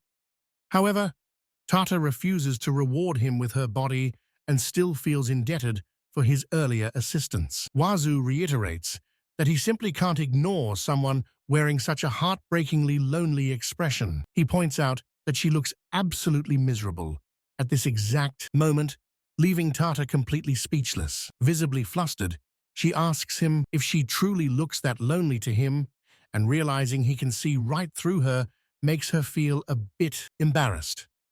Wazu smiles and asks to hear her story. She agrees, but only if he shares his later. She explains she's here to pay her father's debt, and Wazu realizes her pursuers are loan sharks. Tarta confirms this, explaining they are ruthless people who wouldn't hesitate to use force to kidnap her. She is placing all her hope in the protagonist, even as her parents desperately scramble to gather the rest of the money. To help even a little, she chose to work in this brothel. But after hearing everything, Wazu decides it's time to have a chat with the lone shark. However, Tarta warns him that he shouldn't pick a fight with this man, no matter how strong he might be, how strong he really is. If he reveals his true power, he might be forced to leave the city for good. She refuses to cause him any more trouble, choosing to settle her father's debts with her own hands. However, she knows her creditors won't let her go easily, so she accepts his protection. Wazu simply watches her with a look of understanding. He promises not to interfere with her personal struggle, but insists that if she's ever in danger, she must call for him immediately. He vows to be there in an instant, no matter the distance. And just like that, we have our first harem candidate. Looking into her eyes, he can see she's truly serious. He's moved by her resolve and decides to support her with everything he has. Hearing this, Tarta gives our protagonist a grateful smile. Shifting the topic, she asks why he became an adventurer, and he reveals his dream of building a harem. Tarta is certain he'll succeed given his kind nature, though Wazu laments that he's still single despite hearing that before. Then, she boldly asks if she can be the first member of his harem, exactly as we all expected. Our hero is completely caught off guard by her sudden proposal. She quickly claims she's joking, assuming he wouldn't want her. But Wazu's genuine kindness proves her wrong. She's touched by his heart and asks what their next move is, given their limited time to spare. The protagonist suggests they explore the city together, wanting to see the local sights and find the best restaurants. As they spend the day together, time flies by. Soon, the sun begins to set on Tarta and Wazu. Tarta wakes up and looks around, realizing she's still alone. She's stunned that absolutely nothing happened during the night. From start to finish, the evening remained perfectly innocent. Throughout the entire ordeal, the protagonist hadn't made a single move. Instead, the boy was slumped in the corner, fast asleep and even drooling. In that quiet moment, Tarta reflects on his previous words. She recalls the meaningful advice the protagonist gave her. He told her she must value herself because she is a truly beautiful person. It was a shock to her, as she'd never met anyone who showed her such genuine kindness. A short while later, our hero finally opens his eyes. As he rouses and looks around, he realizes Tarta is already gone. She's nowhere to be found, leaving only a small note in her wake. The message asks him to return soon,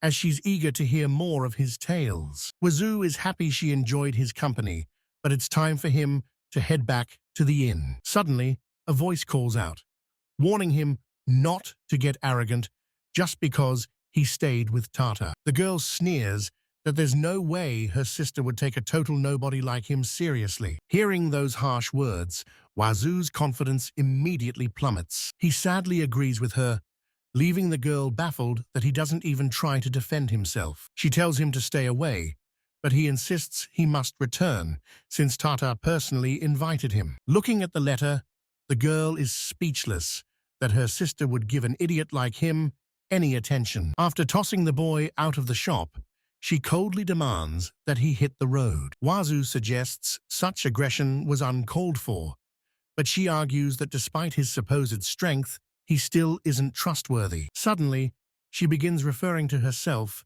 in the third person. She declares that only Nenya is capable of protecting her sister from the local thugs. A short while later, Wazu finally makes his way back to the inn. Since he'd been gone for a full day, Meru greets him with a look of pure fury. Wazu insists he didn't do anything suspicious, teasingly asking if she's just feeling jealous. He receives a painful answer when Meru begins frantically scratching his face. Seeking forgiveness, the protagonist suggests they go out and find a gourmet meal. He recalls that a woman named Tarta had mentioned several high-end restaurants nearby. Suddenly, a familiar voice rings out, calling for our hero. Tarta has appeared once again, leaving Wazu stunned by the coincidence of their meeting. Tarta explains that she's simply out on a shopping trip. Standing right by her side is her personal bodyguard, Nenya. The protagonist offers a friendly greeting, but she completely ignores his existence. At this point,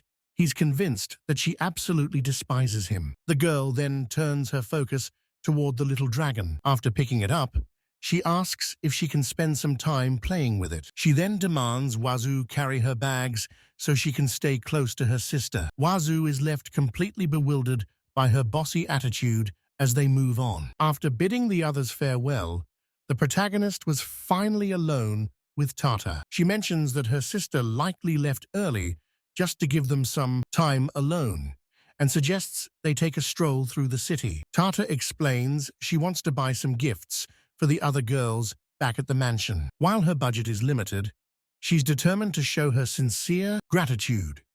A few minutes later, The two arrive at a small jewelry store. Tarta notes that small shops like this are usually more meticulous with their work and offer unique items.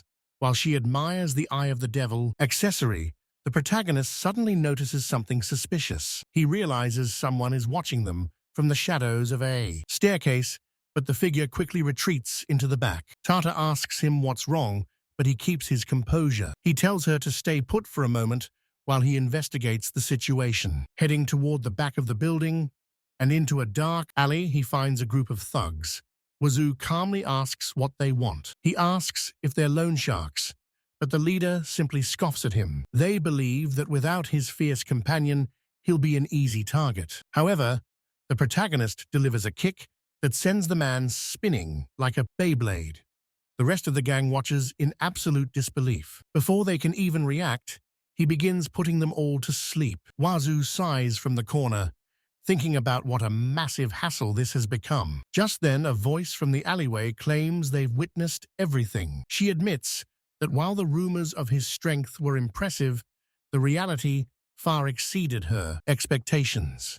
Hearing this, Wazu realizes she was testing him by sending those thugs, and she bluntly confirms his suspicion. She needed to determine if she could truly trust her sister's safety to him. While she planned to intervene if things went south, it's clear her help wasn't needed. Even so, she's stunned that the boy managed to drop those guys in a matter of seconds. Wazu then asks if he has finally earned her trust. Nenya begrudgingly admits that he is far more powerful than she is, and decides he is finally worthy of hearing the whole truth. As it turns out, the story regarding Tarta's massive debt is nothing more than a fabrication by the town's boss. For years, he has tormented Tarta's family with a debt that never actually existed, eventually demanding an astronomical sum she could never hope to pay. It was all a sick ploy, as the disgusting man has lusted after Tarta from the very start. Meanwhile, the scene shifts to Mero, who is feeling quite dejected. Mel professes her love for the protagonist, while Megal notes that Wazu stayed out all night despite promising to return soon. Fed up with the constant complaining, Ragnar grows increasingly irritated and offers to take his daughter for a walk, promising to buy her anything she wants. Megal finds it pathetic to see a father trying to buy his daughter's affection with gifts, bribery with gifts. His wife bluntly reminds him that no amount of presents will restore his dignity as a father. The dragon claims he was only trying to lift her spirits, but Mel insists he finds a more meaningful way to connect. Later that day, Ragnar finds himself wandering through the city streets when he suddenly crosses paths with Reagan. They sit down to talk, immediately inquiring about Wazu's whereabouts since he never returned the previous night. After a few moments, Reagan fills him in on the entire situation. Ragnar mentions he introduced Wazu to Tarta, noting that while things are dangerous, Wazu's protection ensures she'll always be safe. The Dragon King agrees, acknowledging Wazu's immense strength as the man his daughter chose to trust. Still, he's fuming that Wazu went off on a solo adventure with his daughter, fearing she'll be miserable without the hero around. His attempts to comfort her were met with total silence, leaving him feeling completely dejected. To make matters worse, both his wife and mother-in-law began berating him for his incompetence. Reagan empathizes, sharing that as a fellow father, his attempts to spoil his daughter always result in a lecture from his wife. He concludes that since daughters eventually fly the nest, they must cherish these moments while they can. Ragnar is deeply moved, finally finding someone who understands this feeling. Realizing their time with their daughters is fleeting, they decide to make the most of it. Despite their species difference, a genuine bond of brotherhood begins to form. Hours later, the two are deep in their cups at a local tavern, with Ragnar marveling at how well a human understands him. Suddenly, our hero arrives and apologizes for the delay, looking around to see where everyone was.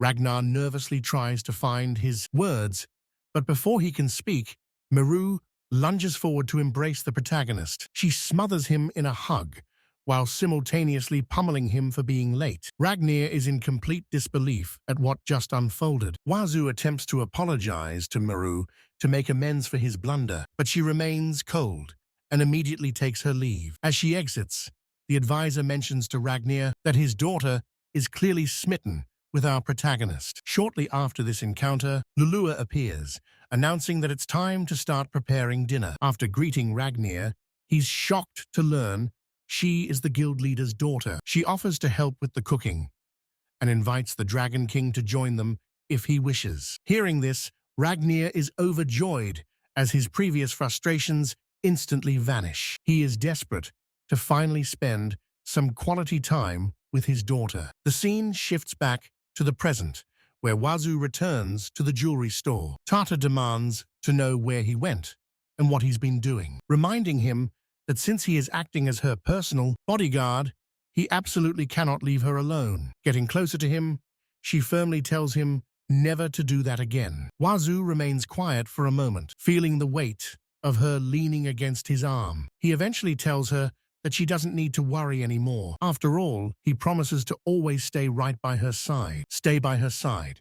Wow, the boy is certainly getting bold. Hearing this, Tarta is overwhelmed with joy, thanking him for those passionate and heartfelt words. Suddenly, the goddess begins speaking directly into Wazu's mind, asserting that Tarta is definitely hiding something important. While she's supposedly in debt to the city lord, the entire claim is a complete fabrication. To protect Tarta, her parents are doing everything in their power to fight back. In this desperate situation, the girl took an extreme measure, even being willing to sell her own body. Fortunately, she gained some allies, and right now, everyone is doing their best to gather evidence and expose the truth. However, the city lord won't just sit idly by. He's frequently sending mercenaries after Tarta, and that's exactly where our hero steps in. The goddess vows to help Wazu punish the man who caused such suffering. Later, a shop attendant approaches them. Gesturing toward a shelf, she mentions they have a wide variety of products for couples. Hearing the word couples, Tarta becomes incredibly flustered and embarrassed. Wazu notices her reaction as she grows more self-conscious. To hide her nerves, she asks if they can at least pretend to be a normal couple by holding his arm. Of course, our dense hero doesn't understand the romantic implication at all, simply replying that she's already a perfectly normal person to him. However, there is a massive difference, because to him, she's more beautiful than most, but a flustered Tarta quickly denies the compliment. However, in that moment, her mind begins to wander. She starts to remember the weight of everything she's endured. In the past, this poor girl lived a life of pure misery. She suffered to pay a debt that didn't even exist, believing her heart had died long ago. Yet now, she feels a sudden spark. That feeling surges as she gazes at the ring on display, and it's clear she's absolutely captivated by it. The shop attendant explains that there is a romantic phrase engraved on the set.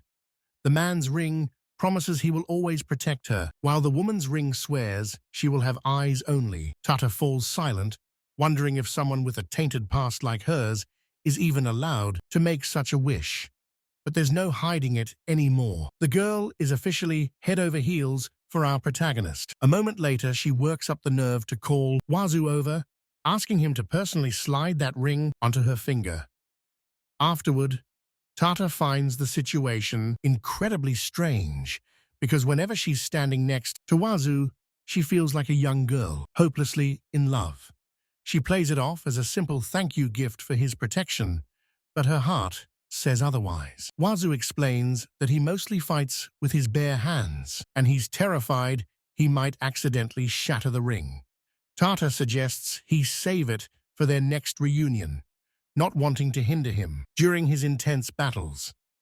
Wazu agrees, promising to wear it the moment they meet again. Tarta holds him to that promise, though she's internally screaming at how embarrassing she's being. A short while later, Tarta's official escorts arrive to take her to her next destination. As she says her final goodbye, she thanks her temporary bodyguard for the ring, reminding him once more that their paths will definitely cross again. 2 hours later, our protagonist returns to the inn, only to find Mare in a state of pure fury. She is visibly fuming. She points directly at the new ring and delivers a swift, jealous punch to Wazu's stomach. Even the Dragon King joins in on the interrogation, claiming that if Mare hadn't struck first, he would have punched Wazu himself. He's offended that Wazu accepted a ring from Tarta after already winning over his daughter, but Wazu insists it was just a simple gift. Ragnar warns that things will only get more complicated if he continues acting as her bodyguard, which only makes poor Mary even more anxious. Eventually, Mahel suggests they should just trust Wazu's word. However, she warns that if he's lying, she will rally every dragon in existence to unleash their maximum power to punish him. Trembling to his core, our hero admits that is a fate he doesn't even want to imagine. Change the subject, he mentions he actually has a little gift for Mary. Since she has been such a constant help to him, he wanted to find a way to properly repay her. When he presents her with a beautiful necklace, the little dragon is so moved she begins to cry. Our hero asks if she happened to dislike the experience, but Merrill tells him not to worry, as she was more than satisfied. Fast forward to the next morning, Wazu wakes up feeling sore because Merrill wouldn't stay still. As he tries to get up, Emma suddenly appears, looking for him. Entering the room, she catches Wazu in an unfortunate position, witnessing quite a scandalous sight. Emma immediately asks what kind of punishment he wants, but the boy had absolutely no idea around what he could have possibly done wrong. Eventually, the girl explains the dire situation to our protagonist, revealing that a lethal swamp beast has appeared deep within the nearby forest. They haven't suffered losses yet, but if they don't resolve this, the entire city will eventually be affected. Wazu realizes this is why she's seeking adventurers who possess poison resistance. Since toxins have no effect on him, he's not worried, leading Emma to ask just how much he can actually nullify. When he reveals his absolute immunity, a shocked Emma calls him a literal monster. Regardless, their next objective is clear. This time, the mission is to investigate a toxic swamp located a few hours away. At the city gates, Wazu explains that the destination is far too poisonous for Meru to accompany him, insisting she stay safely in the city until his return. Mel warns him that such a lethal swamp appearing out of thin air is suspicious, suggesting something sinister is at play and urging him to be cautious. Meanwhile, Ragnar remains unusually quiet, admitting he has a terrible feeling about this situation. He offers to join the fray, but Wazu questions if he's even immune to poison. The Dragon King takes offense, asking Wazu not to underestimate his power. He acknowledges Wazu's strength, but reminds him it's okay to rely on others occasionally, especially when those others are legendary dragons. Wazu remains skeptical, bluntly stating that despite his title, in his current human form, Ragnar just looks like a useless old man. Ragnar brushes off the insult, declaring he's always wanted to go on an adventure with Wazu. To prove his worth, he claims they can cross the forest in seconds and promptly reverts to his massive, true dragon form. He asks if this isn't far more efficient, and with no better options, Wazu finally agrees. As they depart for the toxic marshland, Mel watches from a distance, muttering that a poisonous swamp shouldn't just exist naturally. A swamp alone couldn't taint the air like this. It takes a specific kind of malice. This isn't normal. It's clear that something truly sinister is approaching. We then cut to a dark alley where the adventurers Wazu previously humbled are sulking. They grumble that if that dragon hadn't been there to protect him, they would have finished him off, acknowledging the rumors that Wazu might actually be a dragon. Suddenly, a mysterious hooded figure approaches them from the shadows. You can already tell this encounter isn't going to end well for them. As he draws near, the stranger reveals a glowing red artifact. He claims the orb's power is constantly evolving and improving. Better yet, he can now harness its energy without suffering any of the usual side effects. One of the adventurers cautiously asks who he is, and the stranger simply replies that he's nothing more than a humble merchant. He teases them, claiming the legendary invincible adventurer uses this same red orb to gain his strength. He explains that he intended to sell it for a massive fortune elsewhere in the city, but seeing their plight, he's willing to offer them a special discount. He tempts them, asking if they have a burning desire for true power. With this orb, they'd be strong enough to slay the Dragon King himself. Naturally, they're sold. After they purchase the Blessed Pearl, the hooded man thanks them for their business. Before leaving, he casually asks for directions to the city lord's mansion. Meanwhile, on the far side of the kingdom, things are in motion. Our protagonist finally arrives at the edge of the poisonous swamp. Noting that the stench is overwhelming even from this high up, it's as if the purple miasma is hell-bent on corrupting the entire forest. Regardless of the decay, he knows he must find a way to venture inside. As Ragnar descends, he suggests that for a forest this size, his dragon fire should be more than enough to incinerate the entire problem. However, Wazu objects, arguing that turning the area into a scorched wasteland would be a tragedy, so they decide to simply search for the source of the rot. Hearing this, the dragon is surprised by Wazu's unexpected restraint. He realizes that our hero is remarkably calm and begins to wonder exactly where he draws such immense confidence from. This is the perfect chance for Ragnar to take human form and observe Wazu's strength up close. As they trek through the toxic marsh,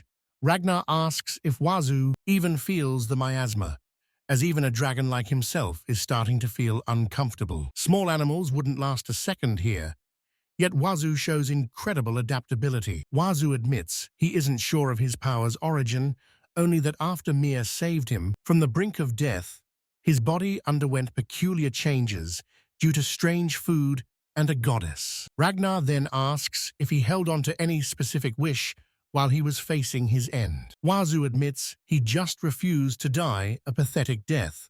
Starving, he ate everything he found, and now his stats constantly evolve. Ragnar remarks that in all his centuries of life, he's never heard a story quite like Wazu's. It seems that Wazu might actually have a natural gift for attracting people. Hearing this, our hero is genuinely surprised, questioning the claim since he still feels he doesn't have any real friends.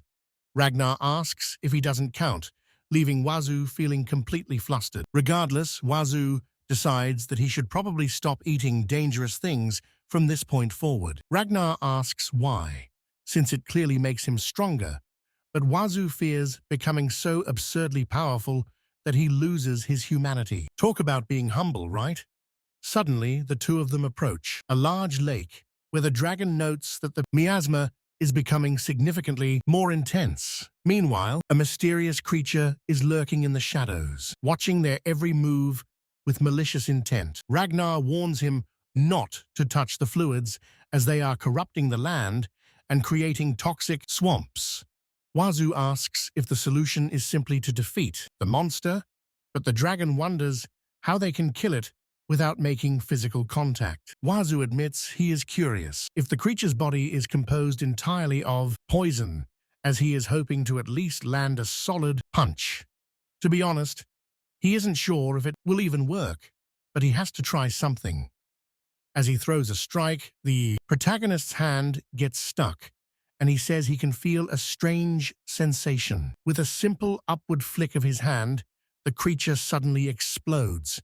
Wazu realizes that thanks to the goddess's blessing, he can pretty much punch anything out of existence. Ragnar is left completely stunned by the display. He asks Wazu if he could have at least let the monster land one attack, because he made the whole fight look like a total joke. Suddenly, our protagonist spots a strange red orb that dropped from the remains of the creature, the same kind of orb the elf he defeated earlier possessed. Ragnar asks if he's seen this object before, but Wazu thinks he might be imagining things until the orb suddenly begins to crack and shatter into pieces. The dragon says their work here is finished, but Wazu insists they still have to purify the lingering poison. According to the stories he's heard, people usually build barriers around large swamps and burn them. This was essentially the same plan Ragnar was attempting earlier.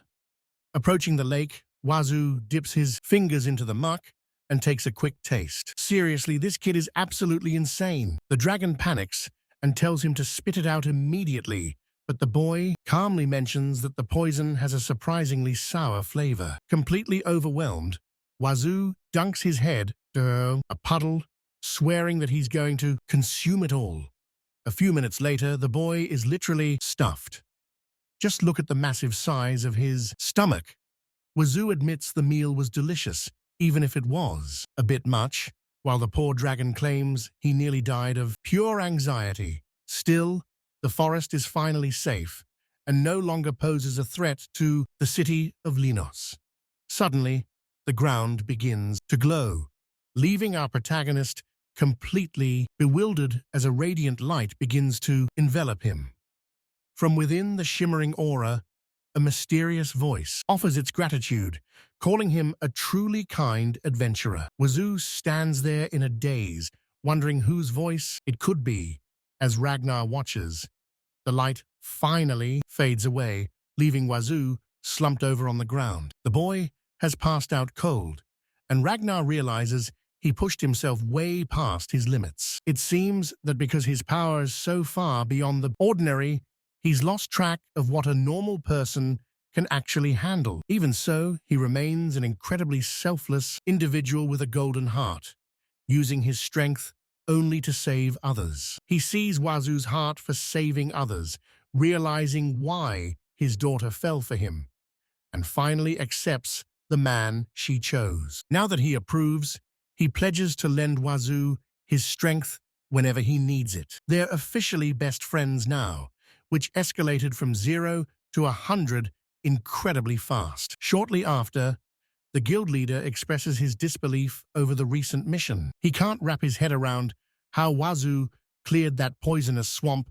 without burning the entire forest down. Noticing Wazu looks a bit pale, he asks if he's feeling all right, but our hero claims it's just a minor stomachache. Reagan remains skeptical, still wondering how he handled the swamp without resorting to scorched earth tactics. He even jokingly asks if Wazu just drank all the toxic water himself.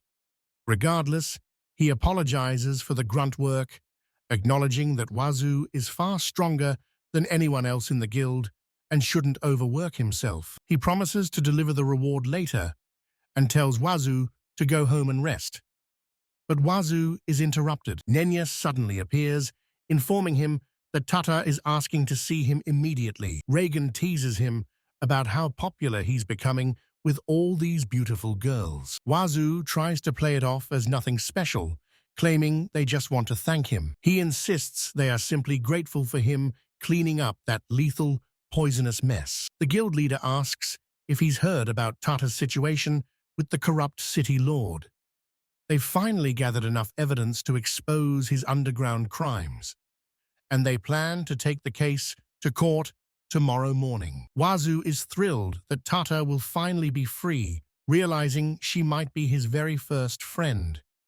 Reagan, fearing the city lord might pull something desperate tonight, asks Wazu to stay by her side for protection, despite the boy clearly feeling under the weather. Wazu agrees to handle it, confident that a minor flu won't be enough to take him down. As he walks through the city, Wazu wonders why he feels so sick when he's supposed to be immune to all status effects. He calls out to the goddess for answers, but she suddenly becomes incredibly flustered. She gets defensive, claiming his guild card is her private sanctuary and demands to know why he brought another woman into their love nest. Wazu is completely lost until she clarifies she's talking about the Earth Goddess. Talk about a divine misunderstanding. So you want to get stronger, huh? The other goddess asks what the problem is, reminding him that a harem was his wish after all. She was moved by his dedication to saving the forest without burning it, and to show her gratitude, she decides to bestow her divine protection upon him. Wazu, now desperate, pleads that he doesn't need any more protection. Despite his protests, his status cards suddenly begin to glow with an intense light. A massive surge of power causes his stats to skyrocket. His strength reaches absurd levels, and his only remaining human class is completely discarded. At this point, Wazu finally realizes what's happening. His recent physical illness was actually the result of a massive level up. The goddess confirms this, telling him to consider it a blessing in disguise. She assures him his body will adapt quickly, but he needs to rest. Wazu wants to, but he's determined to reach the mansion as soon as possible. In his rush, our hero accidentally bumps into a mysterious, hooded stranger. Noticing Wazu's pale complexion, the man asks if he requires some kind of medicine. He admits he doesn't have any high-level elixirs, but he offers whatever standard supplies he has on hand. Wazu declines, explaining that he just needs to get some rest for now.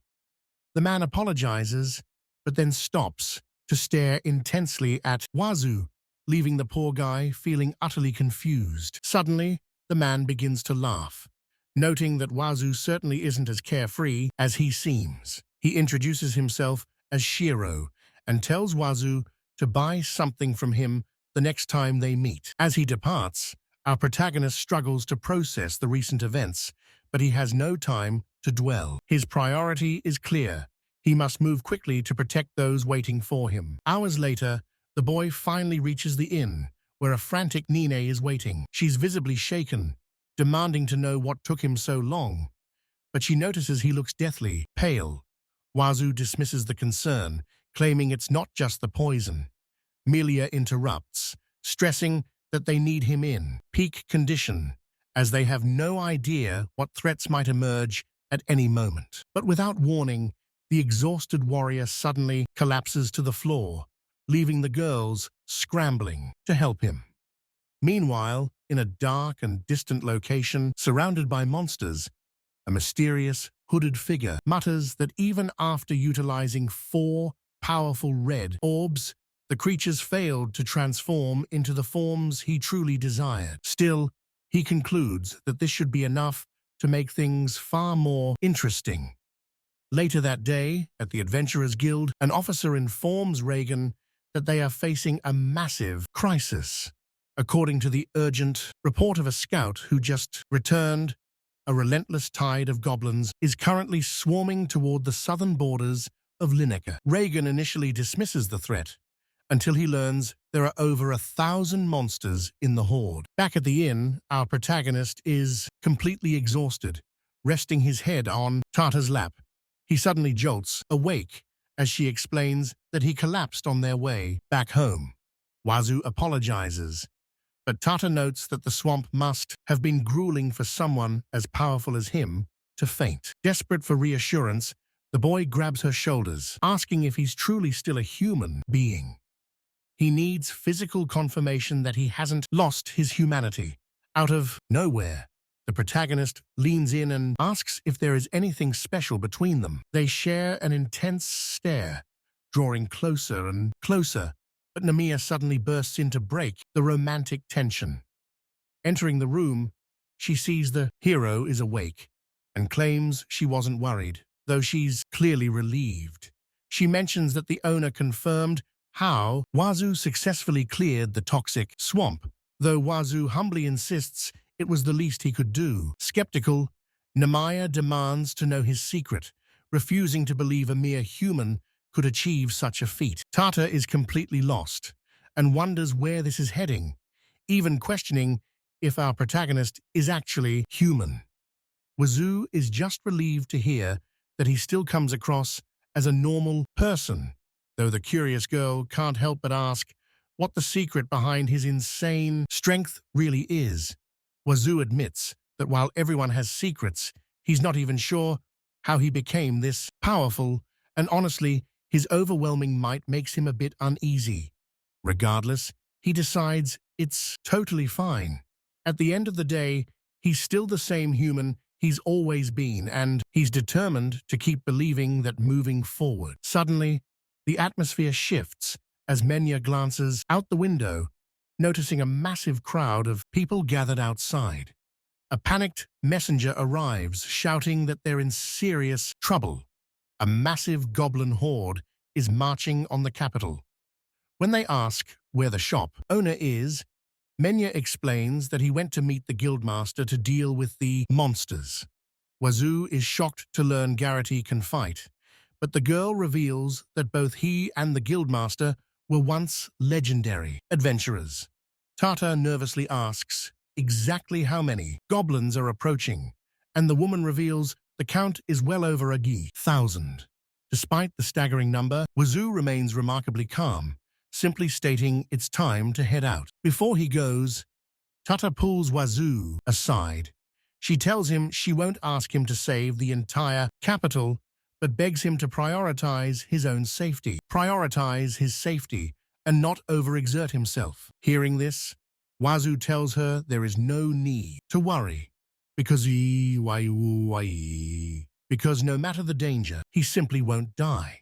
Since he's heading out, he leaves the rest of the defense to Nenia. He's just going to crush some goblins and then quickly return. Meanwhile, on the other side of the capital, there was total chaos as everyone scrambled to find a solution. A massive horde of orcs was battering the main gate, while the adventurers struggled to defend it. Seeing the scale of the threat, Orlando notes there are too many monsters. If they were to open the gates now, the beasts would raise the capital, yet the adventurers still think they can handle the pressure. They prepare to open the gate when a familiar voice calls out. Wazu appears, asking about the commotion and where the goblins are.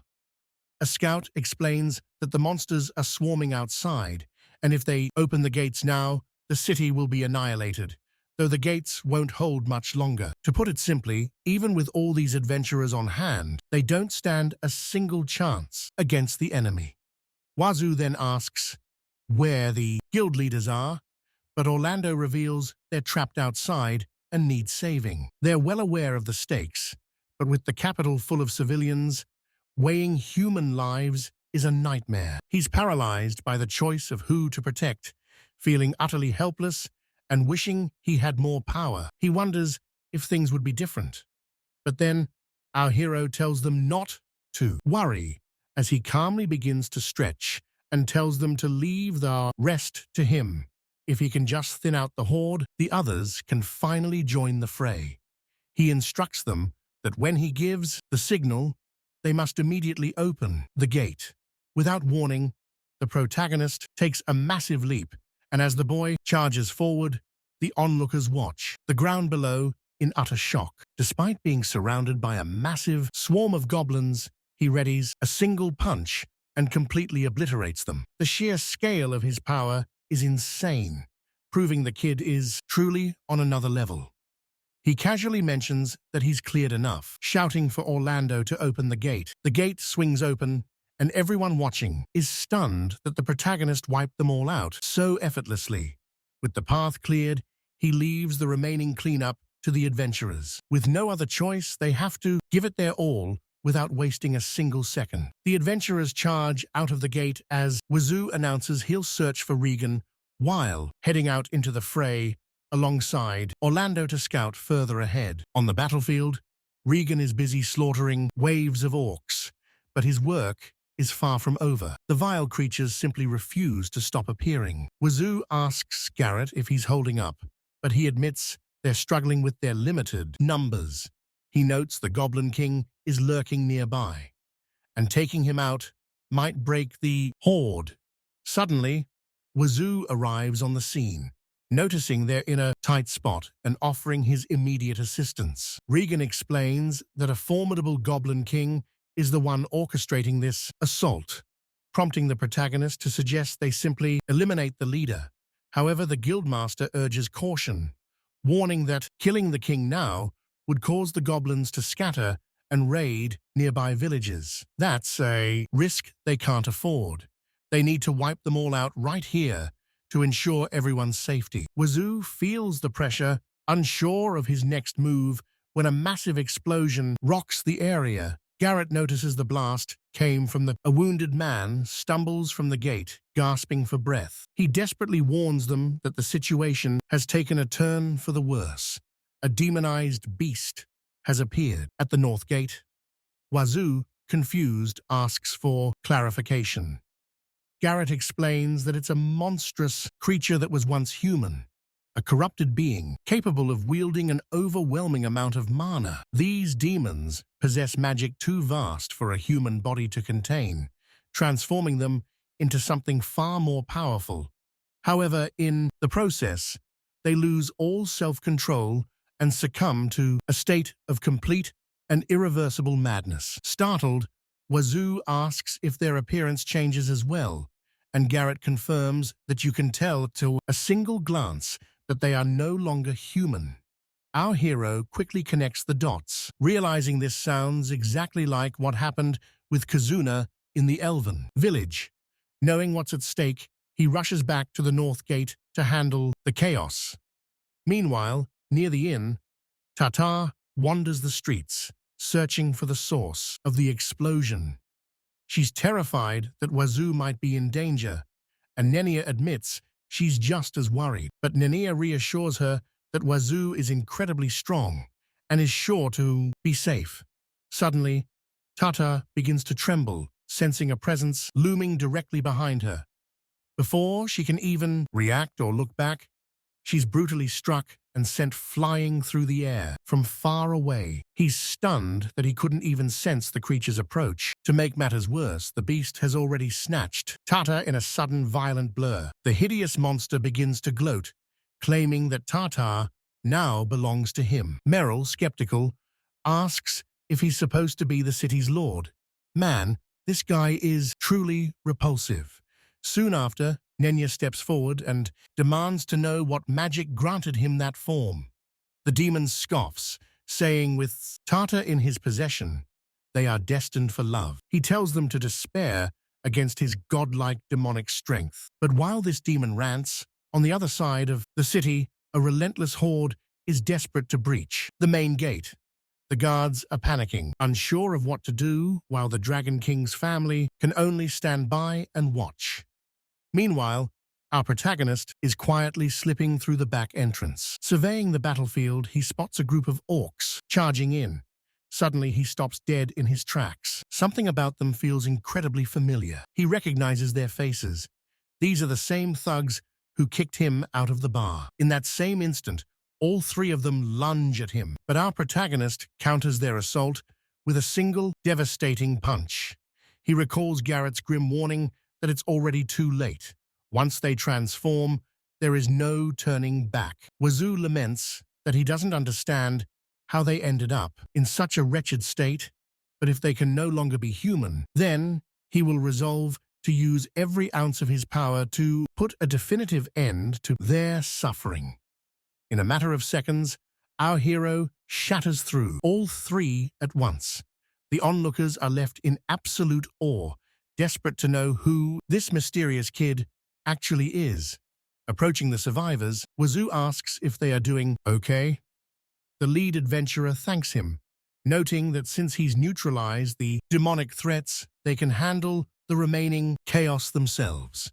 Wazu decides it's time to return to the guild leader's position, and as he departs, the adventurer wonders if this kid is truly just a dragon tamer. A few moments later, Wazu reunites with Reagan, informing him that he's defeated the demons. Reagan is impressed, yet admits that even with reinforcements, they haven't thinned the goblin forces nearly enough. In short, he fears the battle is lost without the protagonist's intervention, and in that case, counts on him. Hearing this, our protagonist gets fired up, claiming it was just as he expected, as being someone others can depend on feels truly incredible. But suddenly he pauses. He looks back, and when Reagan asks if something's wrong, he admits he has a terrible gut feeling. Moments later, Nenya stumbles into view, looking completely battered and exhausted. Confused by her state, he asks what happened, and the girl is simply relieved to have finally found him. Tearfully, She explains that Tarta was kidnapped by the Lord. That monster somehow grew wings on his back, and she was powerless to stop him. Through her sobs, she laments her failure to protect her own sister. Hearing this, Garrett asks the guild leader what the Lord intends to do after abducting her, and the man explains that the noble trash likely intends to force Tarta into marriage. He'll keep her imprisoned within his mansion, cut off from everyone, toying with her until he's bored. If that happens, it'll be too late to rescue her. Garrett then recalls how that scumbag once disguised himself as a guest to visit his business while he was away. By the time he found Tarta, she was lying on the floor. As she lies on the floor, clinging to her final breaths, he recalls how she only took that job to help her struggling parents pay off their crushing debts. But she would rather die than serve that repulsive city lord. She knew that if she failed to pay, she'd end up just like his wife, trapped in a life of misery. She feared being forced into a loveless marriage without ever experiencing true affection. After a lifetime of suffering, she worried that even if she bought her freedom, no one could ever love someone with such a tainted past. From that day on, Nania vowed to do everything in her power to protect Tarta from that vile man. But in the end, he still managed to kidnap her. This was the sister who smiled through every hardship, no matter how dire the circumstances became. Hearing her story, Wazu admits that he understands that pain all too well. Suddenly, a frantic adventurer rushes in, reporting that they can no longer hold back the encroaching monsters. Even with reinforcements, they are being overwhelmed.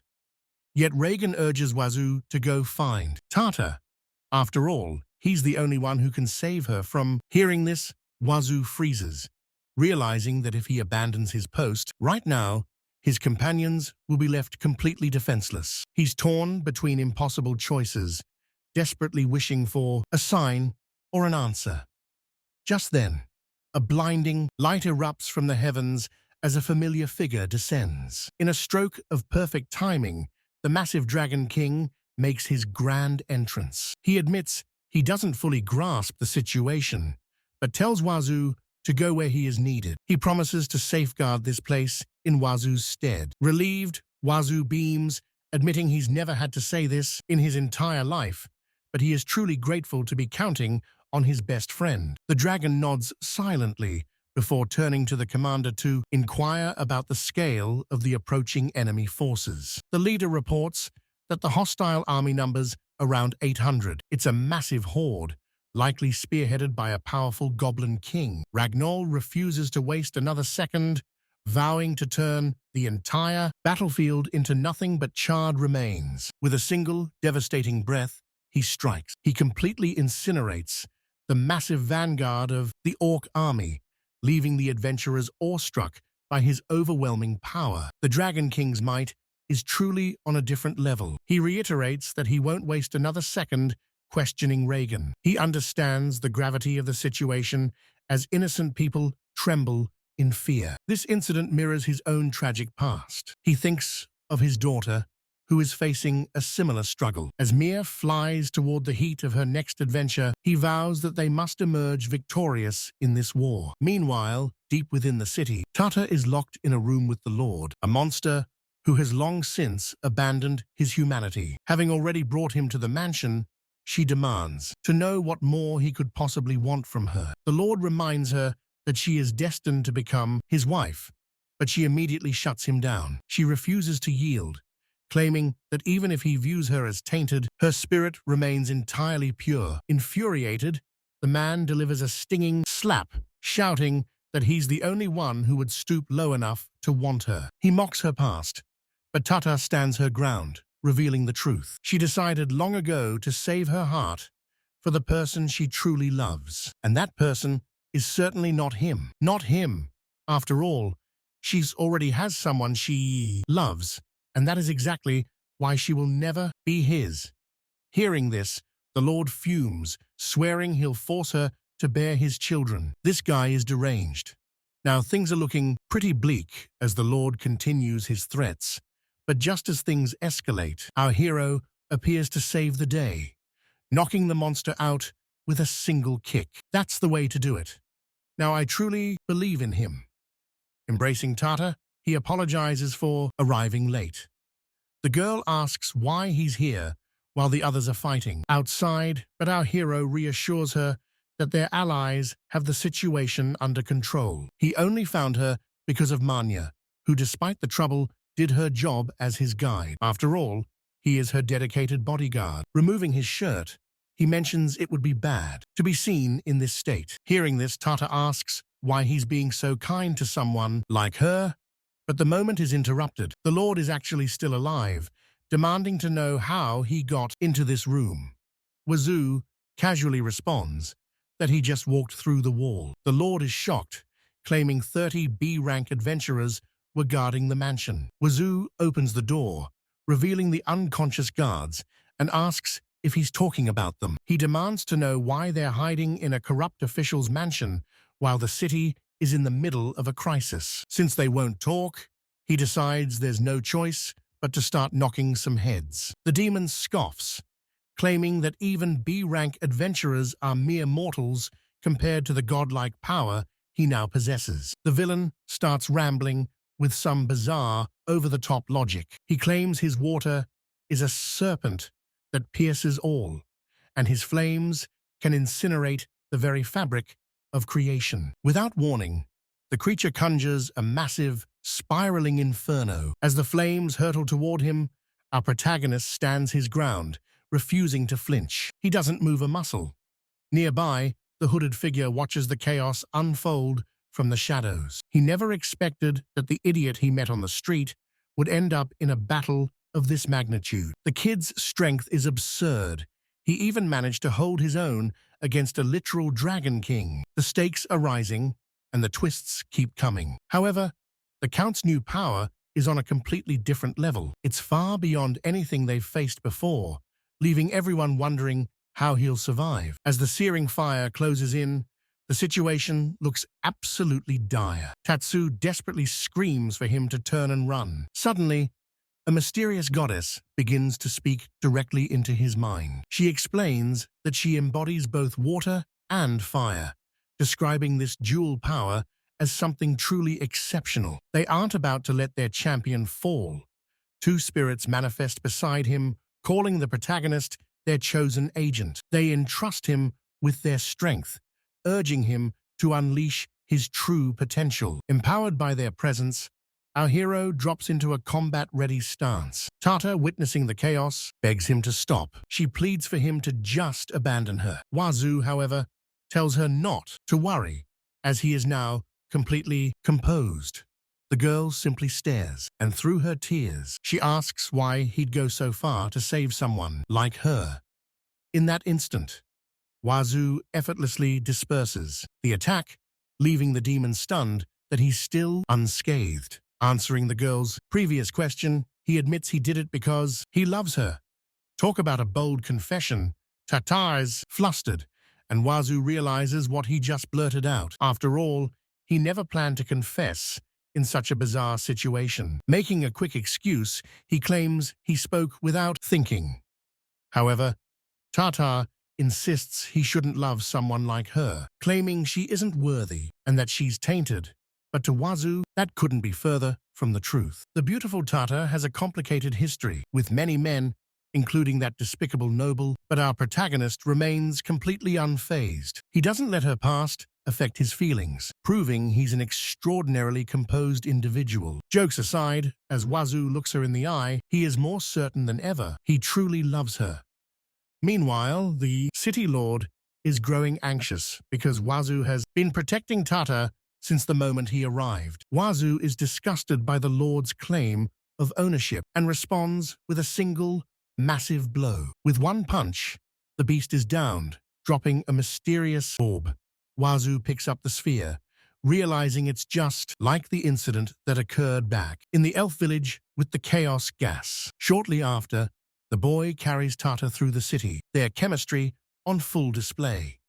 He notes that after leaving her at the brothel, he must inspect the city, but the group returns, having cleared out the goblins. Wazu is relieved to see she's safe, and he's genuinely happy. Looking back on it, Wazu can't help but smile, knowing how much this means, considering she didn't trust him one bit at the start. Thankfully, everything turned out for the best, and the citizens finally returned home. Thanks to Wazu's bravery and the spirit of the people, the chaos that gripped Linux was finally quelled. With the threat suppressed, peace has officially returned to the land. Once again, by the following day, our hero was ecstatic to see things back to normal.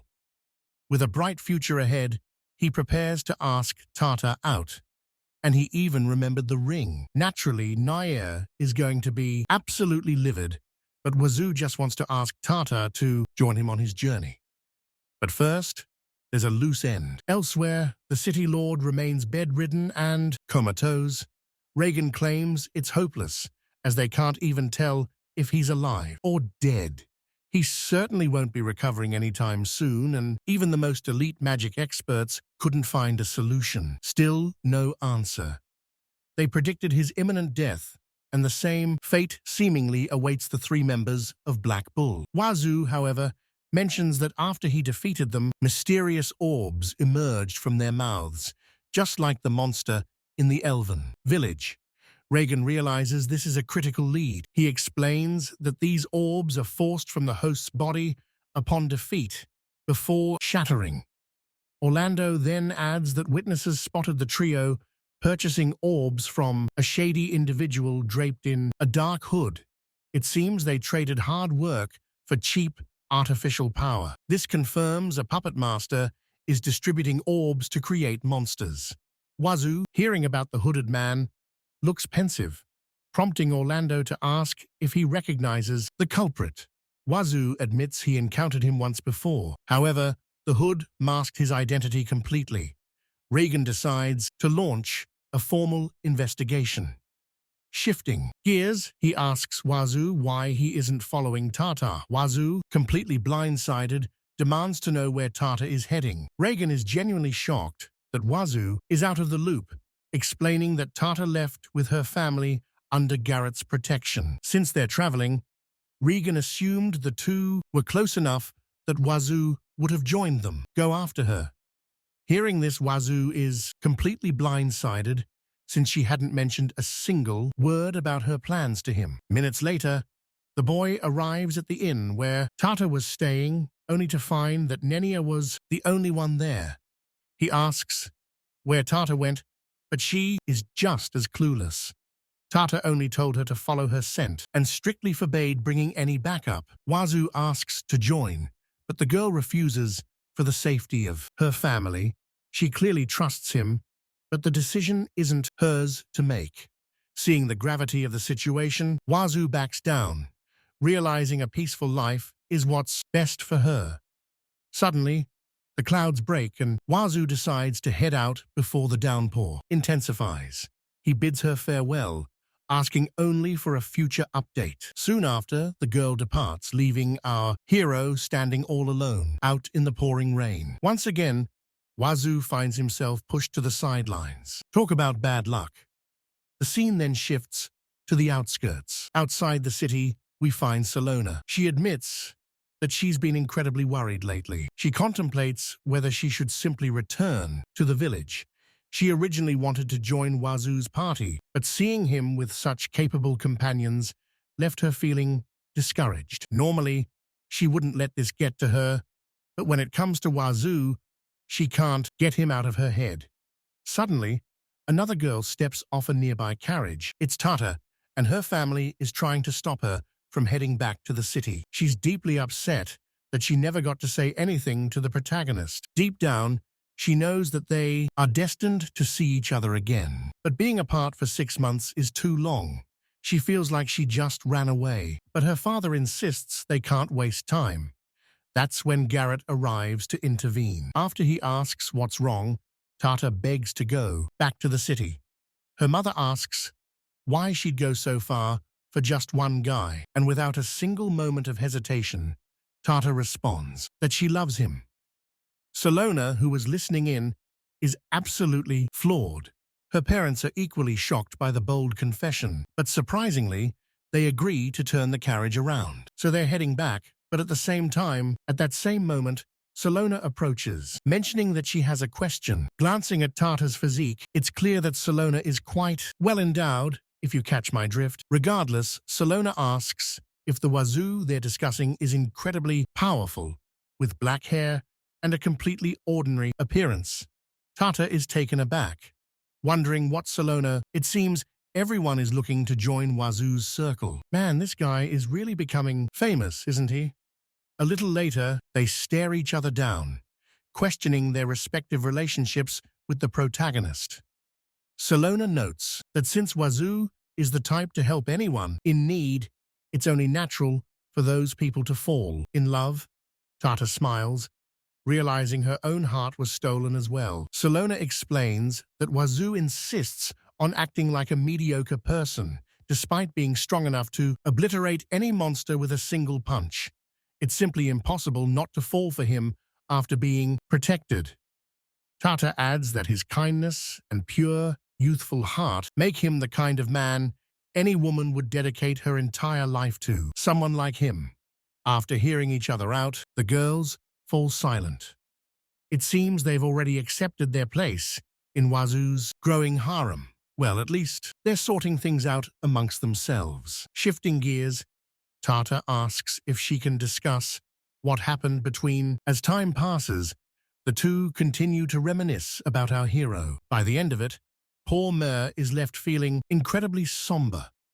Ever since Tarta left, the protagonist hasn't even crawled out of bed. The poor guy is absolutely devastated by the loss. Downstairs, Tyra mentions that Wazu has been bedridden for 5 days without eating a single bite. Lua suggests that Ragnar should try to lift his spirits. The dragon asks if she knows the true purpose of Wazu's journey, as it seems he's seeking companions before returning to his hometown. He left that place after being deeply hurt, but having friends by his side might give him the confidence to finally face his past. However, Mer points out that they aren't the specific friends Wazu was looking for. They're just witnessing his journey alongside their daughter. Nevertheless, she insists it isn't the time to intervene, as he needs to realize for himself how to truly make friends. Suddenly, Orlando arrives at the inn, searching for the protagonist, and Lua directs him toward Wazu's room. The boy claims he has finally found a way. He needed a way to approach him, especially after hearing the full story from the guildmaster. A few minutes later, he rouses Wazu, asking how much longer he plans on staying asleep. Wazu eventually gets up, annoyed, and asks what on earth Orlando wants with him. The knight's answer is simple. He wants a fair fight. Our protagonist is still wallowing in misery, claiming he's in no condition to duel, but Orlando ignores his protests and launches an immediate attack. Despite being half asleep, Wazu's instincts are on an entirely different level. He effortlessly evades every strike while still rubbing the sleep from his eyes. It's an insane display of raw, natural talent. After easily neutralizing Orlando, Wazu asks if they're finished, as he'd much rather go back to sleep. Orlando is left stunned. He gave that exchange everything he had, yet he couldn't even land a single scratch. Wazu then demands to know the real reason behind this sudden and forced confrontation. Orlando simply asks if the brief skirmish made him feel any more energized. He believes that when you're drowning in sorrow, physical exertion is the best medicine, but Wazu retorts that it only works if his opponent is actually a challenge. He finds the lecture tedious, but then Orlando reveals he's actually here to talk about Tarta. In an instant, the atmosphere shifts as Wazu's expression turns cold. He snaps, demanding that Orlando never utter that name in his presence again, accusing him of merely trying to rub salt in his wounds. Wazu has been cooped up in bed, and Orlando can't just stand by and watch anymore. He has to speak his mind, because Wazu is in a truly pathetic state. Hearing this, our MC breaks down. He knows he isn't the most handsome guy, but Orlando isn't talking about looks. He's pointing out that the real reason Wazu is struggling is due to his current mindset.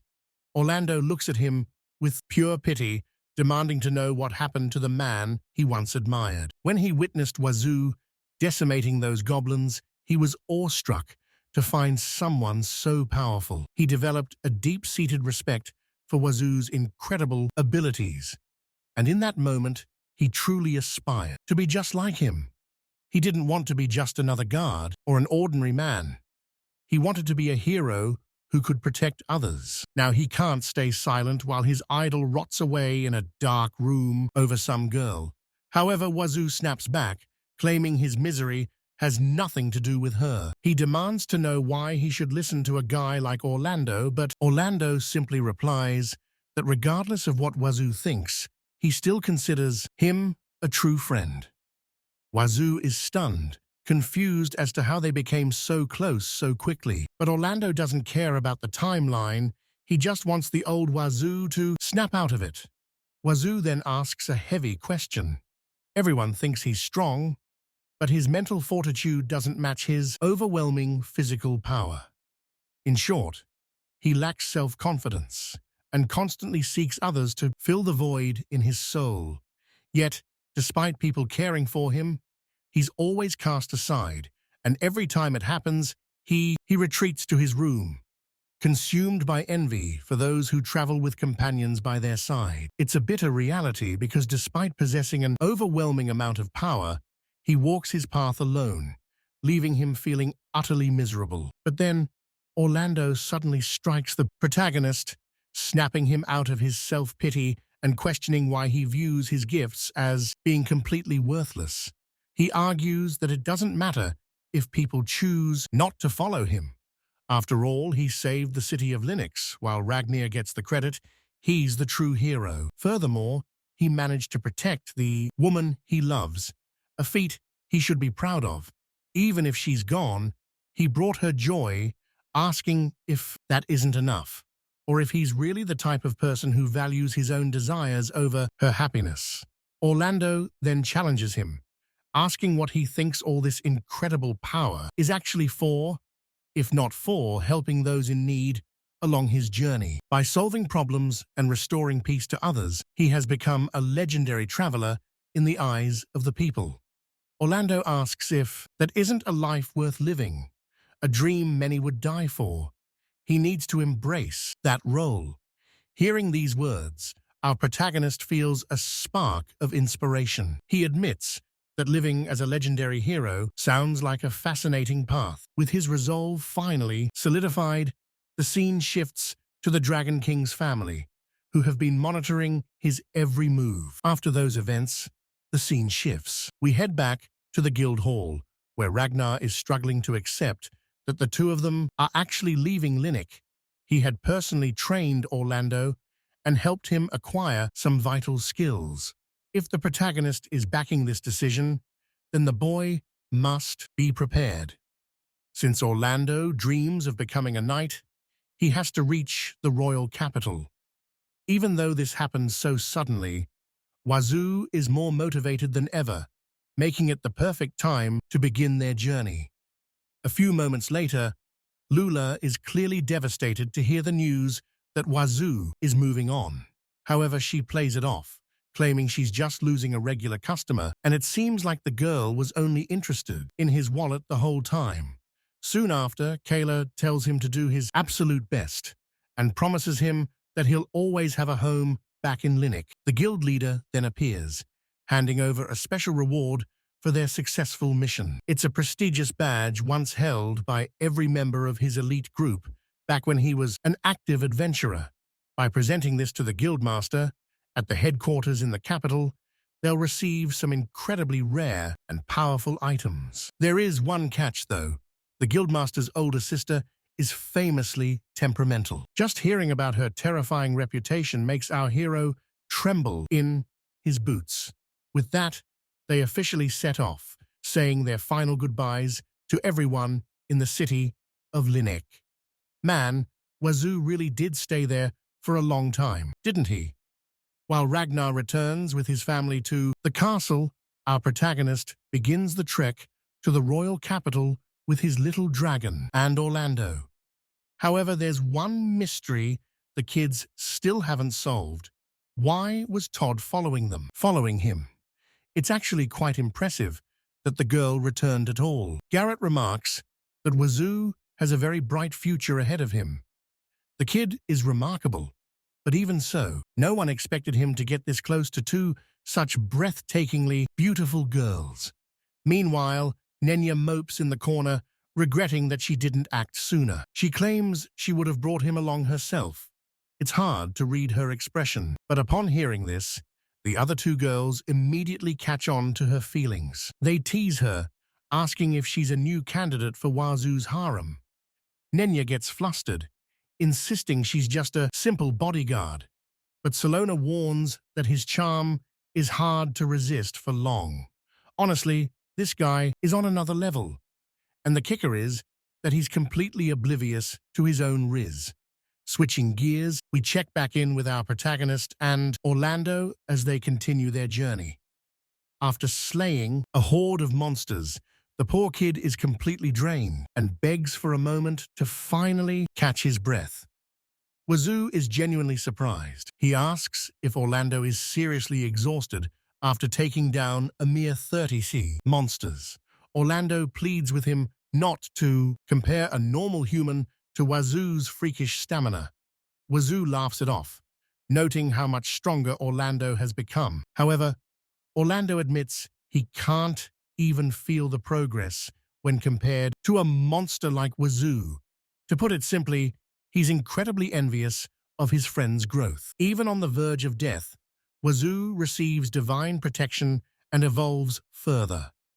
Wazu simply responds. He knows the increase in his stats is partially thanks to the goddesses, but Mia truly saved him from the brink of death. She fed him, and since then, he's been able to ingest absolutely anything. The wildest part is that every time he eats something strange, he grows even stronger. It seems he owes his evolution to his dragon. Curiously, even after slaying 30 monsters, his stats didn't increase much. Orlando admits that when Wazu explained his effortless power, it made him feel utterly incompetent. However, after spending time together, he saw that Wazu never flaunts his strength. That level of restraint takes real effort, which is why people naturally trust him. Our hero argues that, even so, he still lacks a reliable inner circle. A surprised Orlando notes that this humble personality makes him feel more human. While others look for help during a crisis, Wazu takes action, and Orlando finds that heroic resolve truly inspiring. Hearing this, Wazu asks if he intends to become a knight once they reach the city of Mambonde. If he wants to rise through the ranks and command elite troops, Wazu offers to train him during their 50-day journey. Orlando complains that he was forced to fight monsters without any proper guidance. Wazu simply laughs it off, admitting his training methods are a bit on the extreme side. Realizing it's getting late, the group decides it's finally time to call it a night. Wazu asks Mia to set things up, and she uses her incredible space-time magic to summon their gear. Talk about a convenient ability. A shocked Orlando then asks if Mia can transform into a human. Wazu explains that according to Ragnar, she doesn't have the strength to shift forms just yet. However, Orlando points out that even though Wazu was dumped by multiple women, he still has this loyal little dragon who never leaves his side. She's been his constant companion, protecting him through every hardship. It's clear that she's been the most important person in his life from the very start. The two continue their chat until the fire dies down and they eventually drift off. Morning arrives quickly, but the peaceful sunrise is interrupted by a sudden disturbance. Wazu jolts awake, his heightened senses picking up a strange noise nearby. He hears a heated argument where someone is demanding to know what's happening. A voice apologizes, claiming they're just following orders, so Wazu quickly alerts Orlando. He warns him that a fight is breaking out just a short distance from where they slept. Without a moment's hesitation, the group springs into action, to investigate the source. Deep in the forest, they find a large group of armed men surrounding someone. And man, you can tell things are about to get incredibly dangerous. In the middle of the confrontation, a young girl desperately screams for them to stop. He demands they stop, claiming those people belong to her. He adds that if they're looking to have a little fun, they'll have to go through her. The human gives her a skeptical once-over. Suddenly, Wazu and Orlando arrive on the scene to find a group of women in serious trouble. Without wasting a moment, the two step in to confront the threat.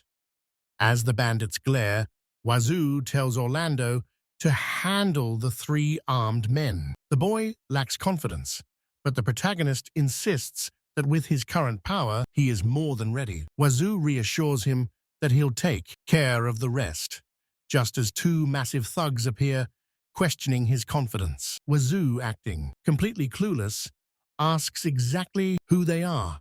The man brags that his gang is running this territory, calling themselves the Gondo Brothers. Wazu simply admits he's never heard of them before, effortlessly knocking them both out. Meanwhile, Orlando also targets the armored knight. The foe falls quickly, proving the kid is incredibly powerful. Shortly after, the bandits have all been successfully defeated, and our protagonist grabs a bottle of water to assist the other captives. He finds one girl tied up tightly, and Wazu asks if she's all right. She thanks our hero as he tries to free her, but there's a slight complication. The girl is actually quite large, making it difficult for her to be released. Once she's finally free, the girl formally introduces herself, explaining that she's an assistant to the second princess of the Mambonda kingdom, and the others are her subordinates. She immediately apologizes for the mess and her embarrassing predicament. Wazu mentions they were traveling to Mambondi anyway, making this a lucky encounter, but suddenly, the girl's hand begins to glow as she realizes something. A voice crackles through the device, asking if she's safe and can hear them. Floyd had warned that she and her subordinates were under fire, but they've finally reached Mima village for the rendezvous. Elsewhere, a girl confirms their arrival at the village, but before they can regroup, a squad of armored soldiers suddenly ambushes them. They've finally tracked her down. The girl's name is Nimashima, and her companion quickly throws a smoke grenade. They flee through the haze, realizing that against so many enemies, they don't stand a ghost of a chance. Their only hope is to hole up in an outskirts house and erect barriers, praying that Cassie arrives with reinforcements to rescue them before it's too late. They wait in silence as the barrier weakens and the enemy closes in. Their investigation had come so far, and they were just inches away from completing the mission when disaster struck. Suddenly, Namashima hears a commotion outside the window. It's the protagonist, effortlessly crushing the armored guards while the girl watches this fateful encounter unfold. Her feelings were undoubtedly love at first sight. You can really feel the romantic tension in the air. Hera admitted that even without knowing his name, just catching a glimpse of his back was enough to make her fall for him completely. The story then shifts back a few days to a place called Wishi Village, where our hero is seen hard at work. Confused by the grim scene, Orlando asks if the villagers are still alive, but Wazu solemnly explains that with no homes left to shelter them, he had to bury every single one of them on the spot. It's a truly devastating sight, but the silence is broken when someone calls for the girl.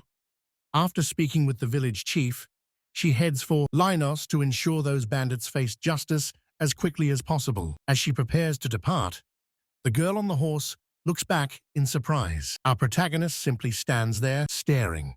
She promises she'll return to hear the full story of his journey, leaving Wazu looking incredibly flustered and embarrassed. However, as the attention shifts back to Orlando, it's clear that in this moment, our poor hero has already lost the battle. As Orlando prepares to depart, he's left flustered when a girl informs him that under Captain Kess's orders, they must remain in the village to keep an eye on the bandits. She expresses her regret at not being able to join him, but hopes that when they eventually reunite, they can find a way to travel together. Watching from the sidelines, Wazu notes how Orlando is a total lady killer, though he did save them. He muses that his own lack of luck with women likely stems from his face, wondering if he needs to make some serious changes. Suddenly, Cassie catches his eye, and the two lock gazes for a brief moment. She shoots him a playful wink, leaving our protagonist completely speechless. Man, this guy's a lost cause, isn't he? He's not even sure if she's his type, but he admits she's cute. He wonders if his overwhelming strength makes up for his looks, but concludes that being a bit chubby is still a major hurdle. It's an issue he hasn't quite figured out yet. Wazu asks if they should head straight to her master, and the girl explains that even on a fast horse, it would take a full day to reach Mima village. However, since they have a protective barrier, they should be safe for now. Regardless, they need to move fast. But as they prepare the horses, our protagonist stops them, claiming there's no need because he'll just... Before she can even react, our hero takes off in a flash, leaving the girl completely bewildered. All that's left is a lingering cloud of dust where the protagonist once stood. While she is stunned by his sheer speed, Orlando watches from the sidelines, his heart filled with envy. As the day fades into night, the three companions find themselves gathered around a flickering campfire. Cassie admits her gratitude is long overdue, but she wants to formally thank them for their protection. Wazu brushes it off, noting they were already heading toward the city of Mambondi anyway. Changing the subject, he asks if her master is truly as influential as she claims, as he has a favor to ask on Orlando's behalf. Orlando dreams of becoming a knight, so once this chaos is settled, he hopes to be placed under their esteemed guidance. Upon hearing this request, Cassie suggests that he should take the matter up with Nemisha herself, though she warns that ending their current struggle will be a long and difficult road. Wazu presses for more information, but the girl refuses to elaborate, explaining that only after he earns Nemisha's trust will she reveal the truth behind the incident that shook the country. A few hours later, they finally reach the quiet village of Mima. Orlando observes that since the sun has already set, the streets are completely deserted. Cassie knocks firmly on a door, announcing she is an envoy from the city of Mambon, and soon after, a woman appears. Wazu opens the door to find a girl who explains that 2 days ago, a massive squad of soldiers in red armor surrounded a house on the outskirts of the village. The local residents were left terrified. Hearing this, Orlando and the protagonist exchange a grim look, noting that some of the bandits they previously encountered were also clad in that same red armor. When asked for her identity, Cassie reveals they left their country in secret for a classified investigation and are desperate to keep their presence hidden at all costs. Realizing the urgency, they rush to the house outside the village, where a group of elite armored men has the building pinned down. Their captain demands a swift resolution, ordering those inside to surrender and come out immediately. He mocks their resistance, telling them that rescue is never coming and that their struggle is entirely futile. It is only a matter of time before their defensive magical barrier completely fails. Watching from a distance, Wazu and his group confirm the enemies are indeed the red-armored knights.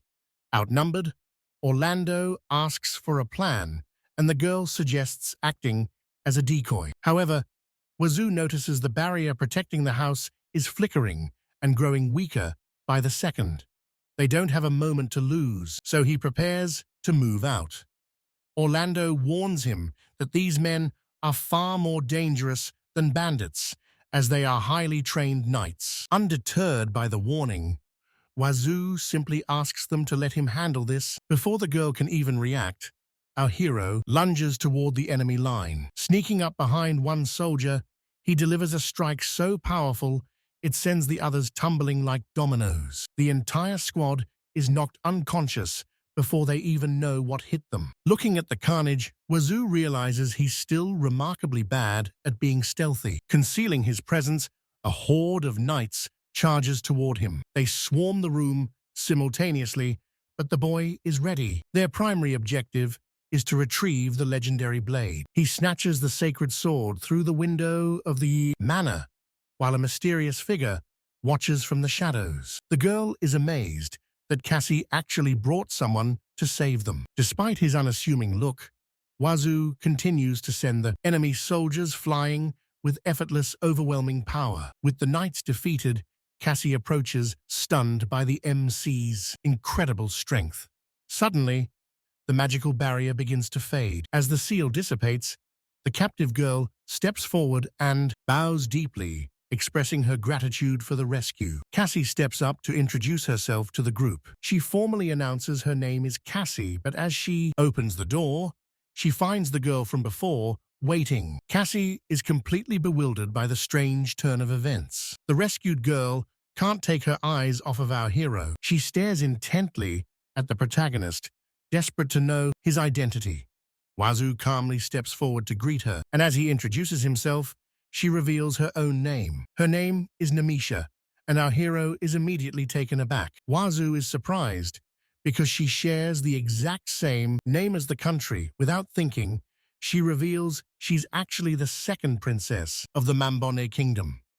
By the time night falls, the protagonist finds himself at an inn, staying in a room right next to the princess. Even though the room is fairly spacious, he still can't figure out why she's staying so close to him. Orlando mentions they were briefed by Captain Cassie, but they never expected to cross paths with the renowned second princess of the Mambonda kingdom. Hearing this, Namisha asks them to drop the formalities so they can all feel more at ease.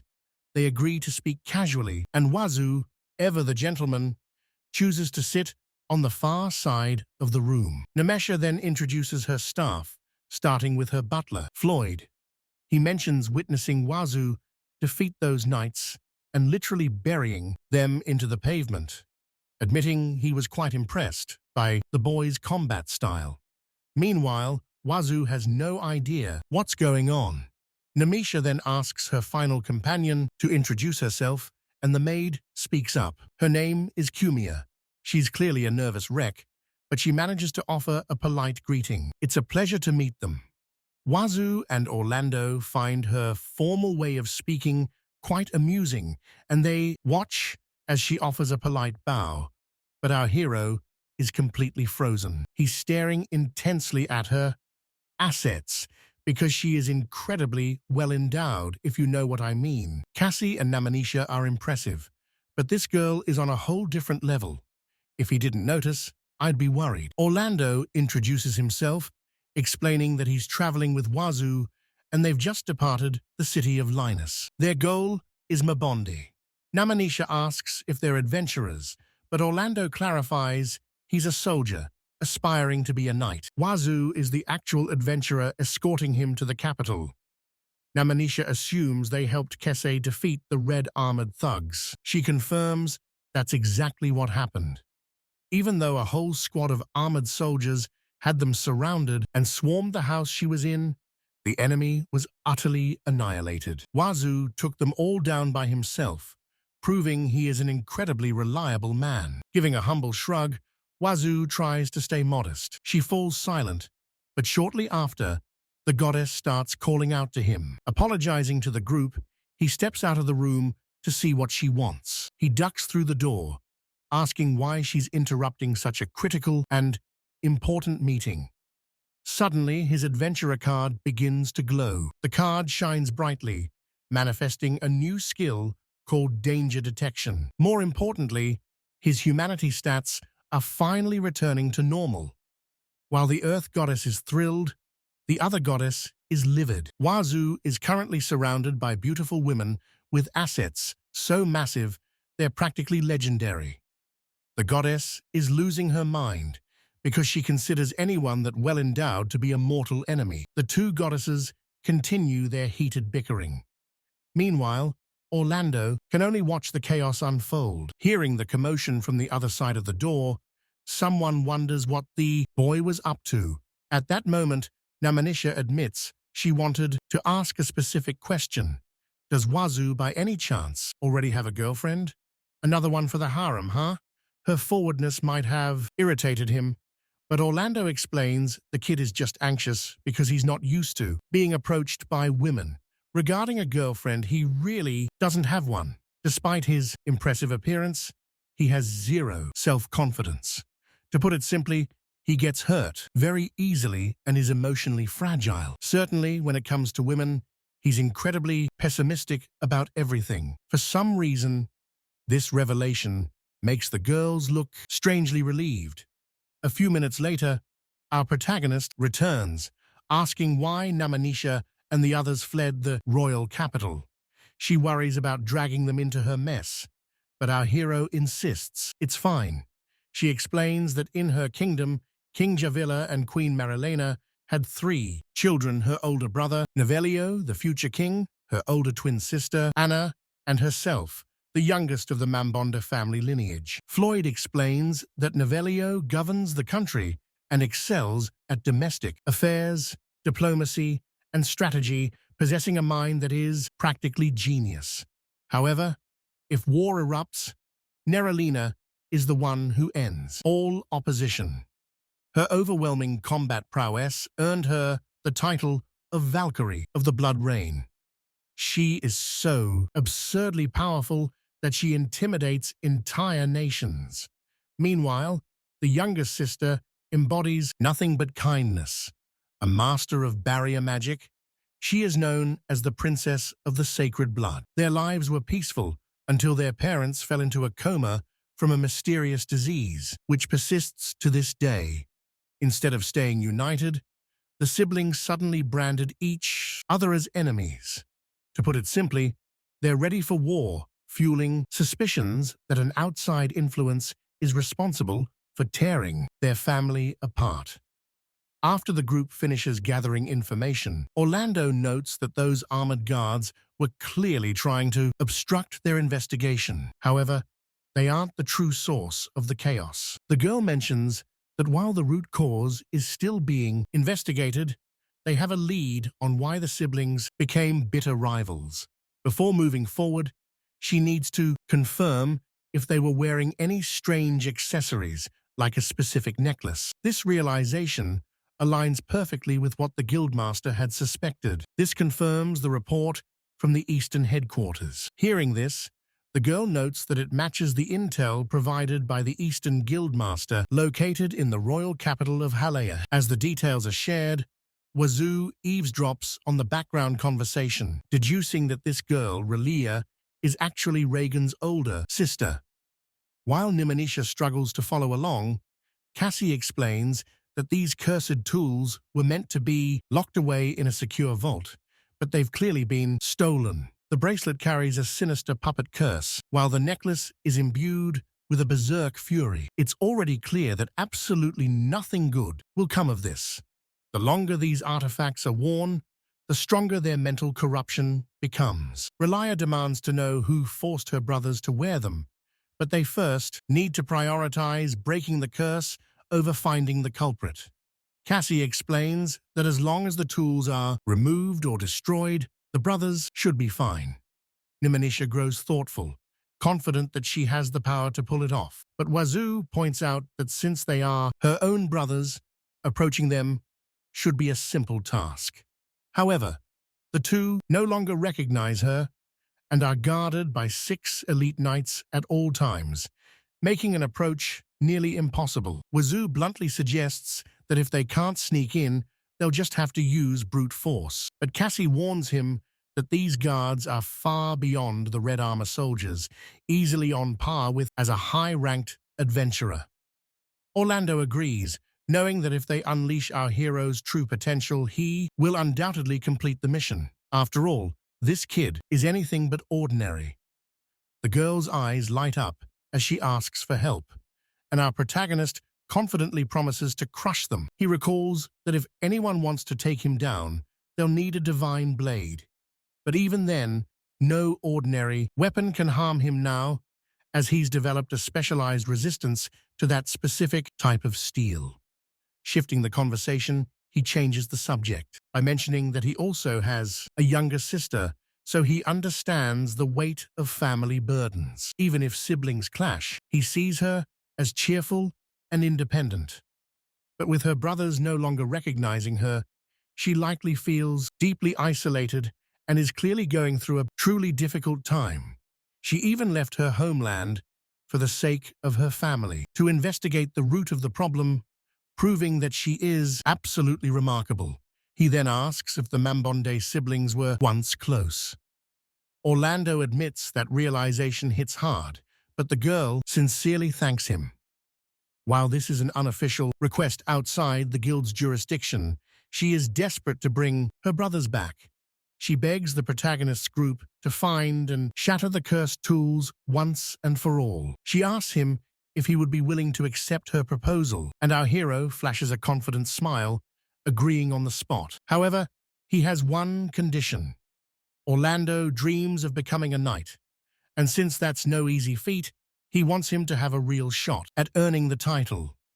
The girl accepts immediately, noting that his bravery in saving Cassie and her unit is more than enough proof of his worth. Overcome with emotion, Orlando drops to one knee to show his eternal gratitude, while our protagonist, Magnus, is just relieved to see the boy's future in good hands, claiming he needs nothing else for himself. That's his only request. Anisha is stunned, asking if he's truly that selfless, and warns him that if he doesn't pick a reward, she'll choose it for him, and that reward might just be her. Talk about a bold move. Magnus is completely caught off guard, unable to process what she just implied, while the girl simply watches his confused reaction. She tells him it's admirable that he cares so much for Orlando, but there's no need for such stiff formality between them. She insists he start calling her by her name and try to speak more casually. Magnus admits that's going to be a bit of a challenge, but as Anisha leans in closer with a playful smirk, he can't help but give in. Seeing no other way out, the protagonist finally agrees, asking if she's satisfied now, and she responds with a triumphant grin. She certainly is. With their plans set, they prepare to depart for the royal capital first thing tomorrow morning. As Floyd prepares to leave, he notes that the men's quarters are kept strictly separate from the women's wing. The butler assures them they'll be undisturbed since Orlando's group is in a different building entirely. Suddenly, Nimanisha charges toward Floyd, delivering a devastating punch that sends the poor man crashing straight through the wall. Talk about a violent streak. The next morning, we find our protagonist exhausted. The poor guy just wanted some much-needed rest, but fate clearly had other plans. Wazu is stunned to see the girl, noting she looks completely different than she did yesterday. Shortly after, Floyd arrives to announce it's time to head out. Our hero mentions that her vibe feels incredibly bizarre, prompting the butler to admit he neglected to mention that her name is actually Komua. She and the other girl share the same body, possessing a split personality. However, despite her rough exterior, she's still a kind soul at heart. Then, out of thin air, she reappears with a brush, announcing she's going to. He attempts to wash up, though our trembling protagonist insists he can manage on his own. Later, while soaking in the bath, Wazu reflects on just how eccentric his companions really are. Floyd survived, being hurled out a window without a scratch, proving he isn't exactly human. But Wazu isn't in any position to judge. Mia continues to stare intensely until Wazu asks why she's looking at him like that. He realizes he's currently shirtless, but he casually claims he has nothing to hide. Regardless, if Mia were to take a human form like the Dragon King, things would certainly become quite embarrassing. For now, he much prefers her exactly the. After a few minutes, Wazu finally manages to get his clothes on, but Namanisha immediately notices a flaw. His cloak is sitting completely crooked. Mia looks on nervously before suddenly lunging forward to hug the protagonist. This leaves the rest of the girls staring at her with a look of pure envy and resentment. Sometime later, the party finally reaches the royal capital. Deep within the capital of Mabonde, the group gathers as Namanisha prepares to head out with Wazu to finally break the curse haunting her brothers. Upon entering, Wazu is blown away by the sheer scale of the city, which is divided into three distinct districts: the royal castle, the noble wing, toward the outer wing. Shifting the conversation, she asks about Wazu's homeland, and he explains that he hails from the royal capital. Since he's from Esquire, she assumes he's used to such sights, but Wazu admits he lived in the mountains and is still adjusting to this urban environment. Nimanicha assumes he's been an adventurer for quite a while, and Wazu notes that Mambonde is far more prosperous than Esquire. This delights her, as the city flourished under her father's rule, becoming a hub for rare trade. Wazu praises the king, but Nimanicha warns him that her father doesn't exactly look the part. As they reach the gate, she tells him to wait while she speaks with the guards. Suddenly, the gate swings open as a carriage charges through at full speed. Nimanicha freezes in its path, bracing herself for the impact. She shuts her eyes tight, but when she finally opens them, Wazu has already pulled her to safety. Before she can even thank him, a voice calls out to her, noting how long it's been since their last encounter. Wazu wonders who this newcomer is, and Nimanicha politely greets the young man. His name is Duranga, and she asks if he's here to see the king, alongside the chancellor. He confirms the visit was arranged by her father himself. Turning his attention toward Wazu, he asks who the stranger standing beside her is. As Wazu grows awkward, the princess introduces him as a remarkably powerful adventurer.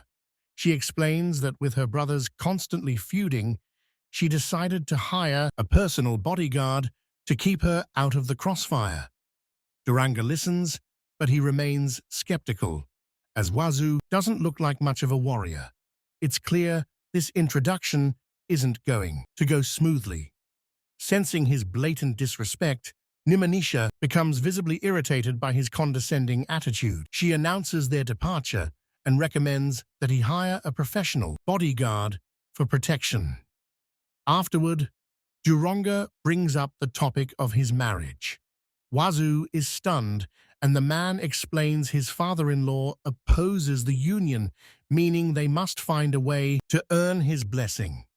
Suddenly, Nimanicha calls out to Duranga one last time, sporting a terrifying, bloodthirsty expression as she coldly bids him farewell. A short while later, as they make their way through the palace, Wazu asks for clarification regarding the conversation he overheard about the marriage.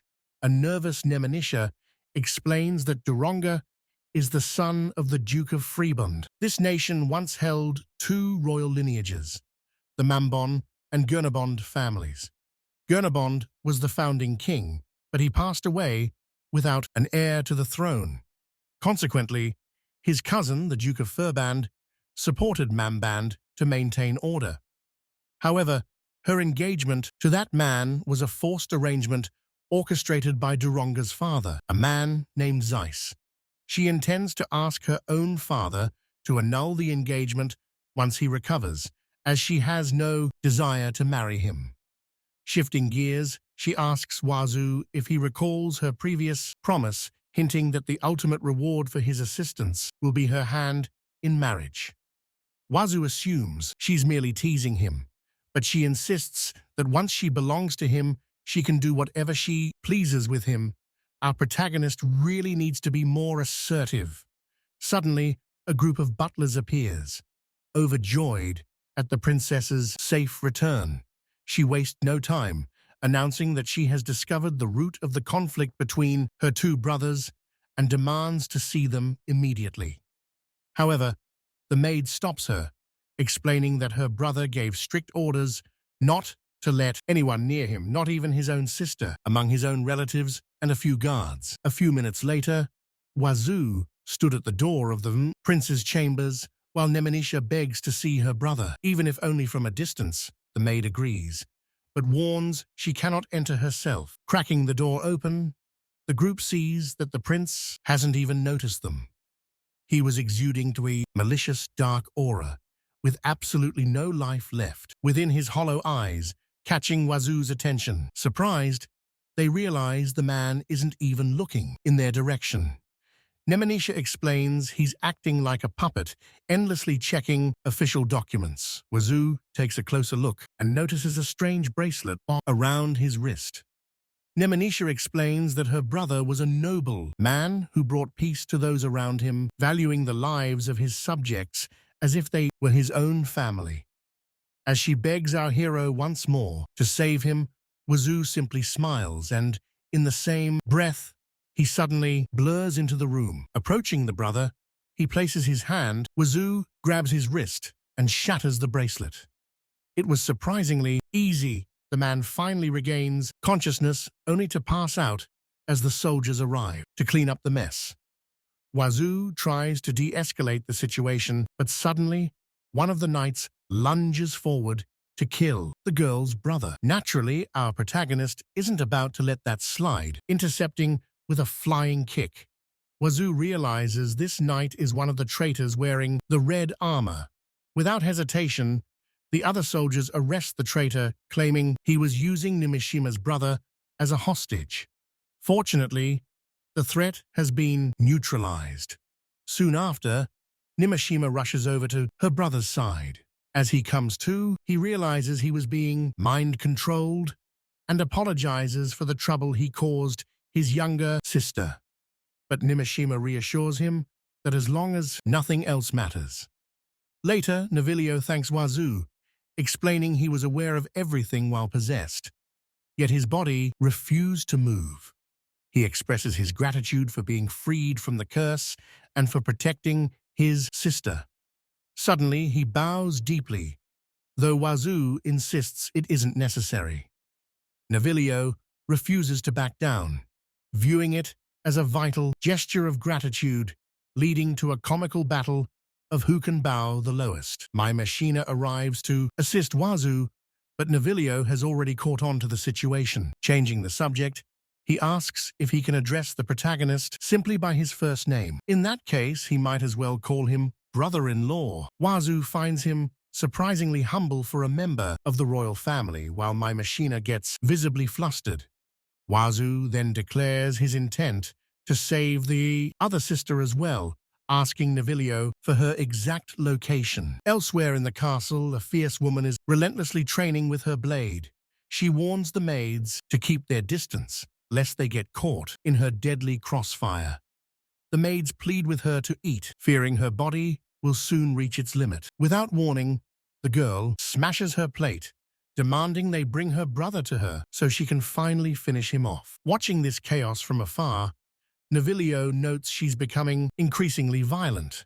As the army's commander, stopping Marilena won't be easy. Despite her hatred for defeat, she reveals a vulnerable side. Stripping away her metaphorical armor, she pleads for Wazu's aid, desperate to reclaim her own consciousness. Ever the hero, Wazu simply smiles and tells her to leave, the heavy lifting to him. Internally, she is plagued by confusion, feeling as though an external force has seized control of her body to harm those around her. She fears a curse has taken root in her fragile heart. Suddenly, a voice echoes in her mind, demanding she pull herself together.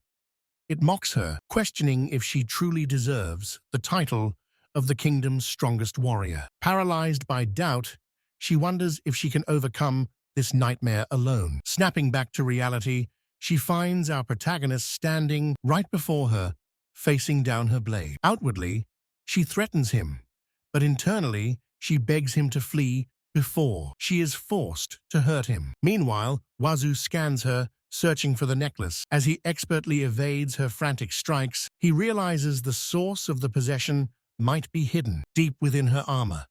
He prepares to counter her next strike. Nemonisha trembles in terror, but her brother urges her to look closer, revealing that the boy is completely unscathed. Our hero is impressed, noting such power is expected from a royal princess. Stepping toward her with a smirk, he declares that it's finally his turn to go on the offensive. As she attempts another strike, the boy effortlessly evades her blade and catches the sword with his bare hand swiftly, shattering her armor to locate the cursed necklace. He remarks that the accessory actually looks good and suits her quite well. Without a second's hesitation, the protagonist crushes the jewel and the dark curse is instantly lifted. Narlina feels the malevolent energy leaving her body before collapsing into the protagonist's waiting arms. However, something feels different. As her temperature begins to skyrocket, things take a spicy turn. Things are shifting now. Wazu, completely lost, asks if she's doing all right, to which she replies that she has finally regained her senses, thanking him graciously for saving her life. Wazu asks if anything is wrong, but she admits it's her first time being held by a man, and honestly, she doesn't mind the feeling at all. In fact, she's eager to know his name. Meanwhile, Nemenisha and Mia are overwhelmed with joy now that their sister has returned to normal. Marilena immediately apologizes for causing them so much grief, and her brother notes that since they're reunited, they have every reason to be happy. The girl wholeheartedly agrees, and the siblings are finally back together.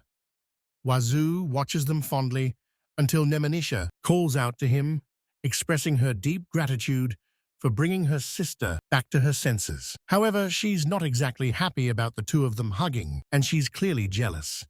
Wazu panics, fearing he'll be charged with disrespecting royalty, but she clarifies, that's not it. She's just upset she hasn't gotten a hug yet. Her brother tries to calm her down, explaining Wazu only caught her so she wouldn't collapse to the ground. Marilena admits that was the reason, but adds that it was a pleasant surprise. Nemenisha gets flustered, realizing she might have some romantic competition. She recalls how it all began, mentioning that years ago she gave a teddy bear to Nemenisha, which immediately sparked Neralina's jealousy. She wanted it for herself, leading to a fierce sibling rivalry. From that day on, their father gave them identical gifts to keep the peace. Hearing this, Wazu begins to piece together exactly what's happening, and he can already sense a massive lovers' quarrel brewing. Neralina tells her not to worry, insisting she won't steal Wazu away because they aren't children anymore. They've grown up and finally learned how to handle these situations. They'll simply share him. Wazu, meanwhile, is trembling in fear as the poor guy reaches his breaking point. Suddenly, both sisters demand at the exact same time for Wazu to be their man. Wazu is completely bewildered, but Navilio claims this is a perfect way to resolve the conflict peacefully. Even their brother agrees.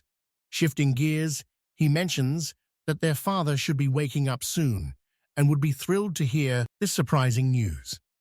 Neralina then pressures Wazu to speak more casually and intimately with her, forcing him to say her name over and over. Changing the subject, she offers a sincere apology for terrifying the castle maids. Wasting no more time, Wazu urges everyone to quickly head to where the sisters' parents are still lying unconscious on the other side of the castle. The group gathers in the chambers, where the king and queen remain slumbering. Nemenisha reveals her healing magic is failing, and Navilio is shocked that breaking the curses didn't immediately wake them. With no cursed artifacts left to blame, they wonder what could possibly be wrong with them. One of the group members finally appears before Orlando. Orlando is thrilled.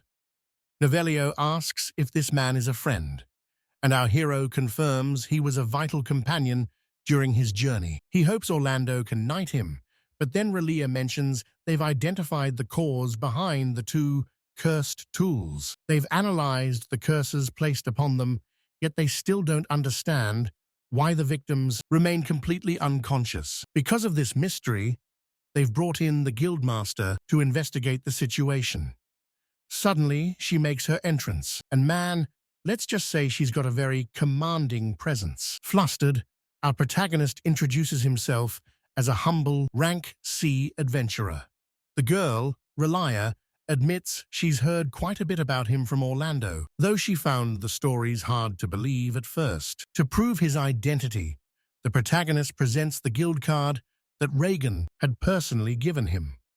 Relia confirms the card is genuine, noting that her idiot brother clearly trusts him.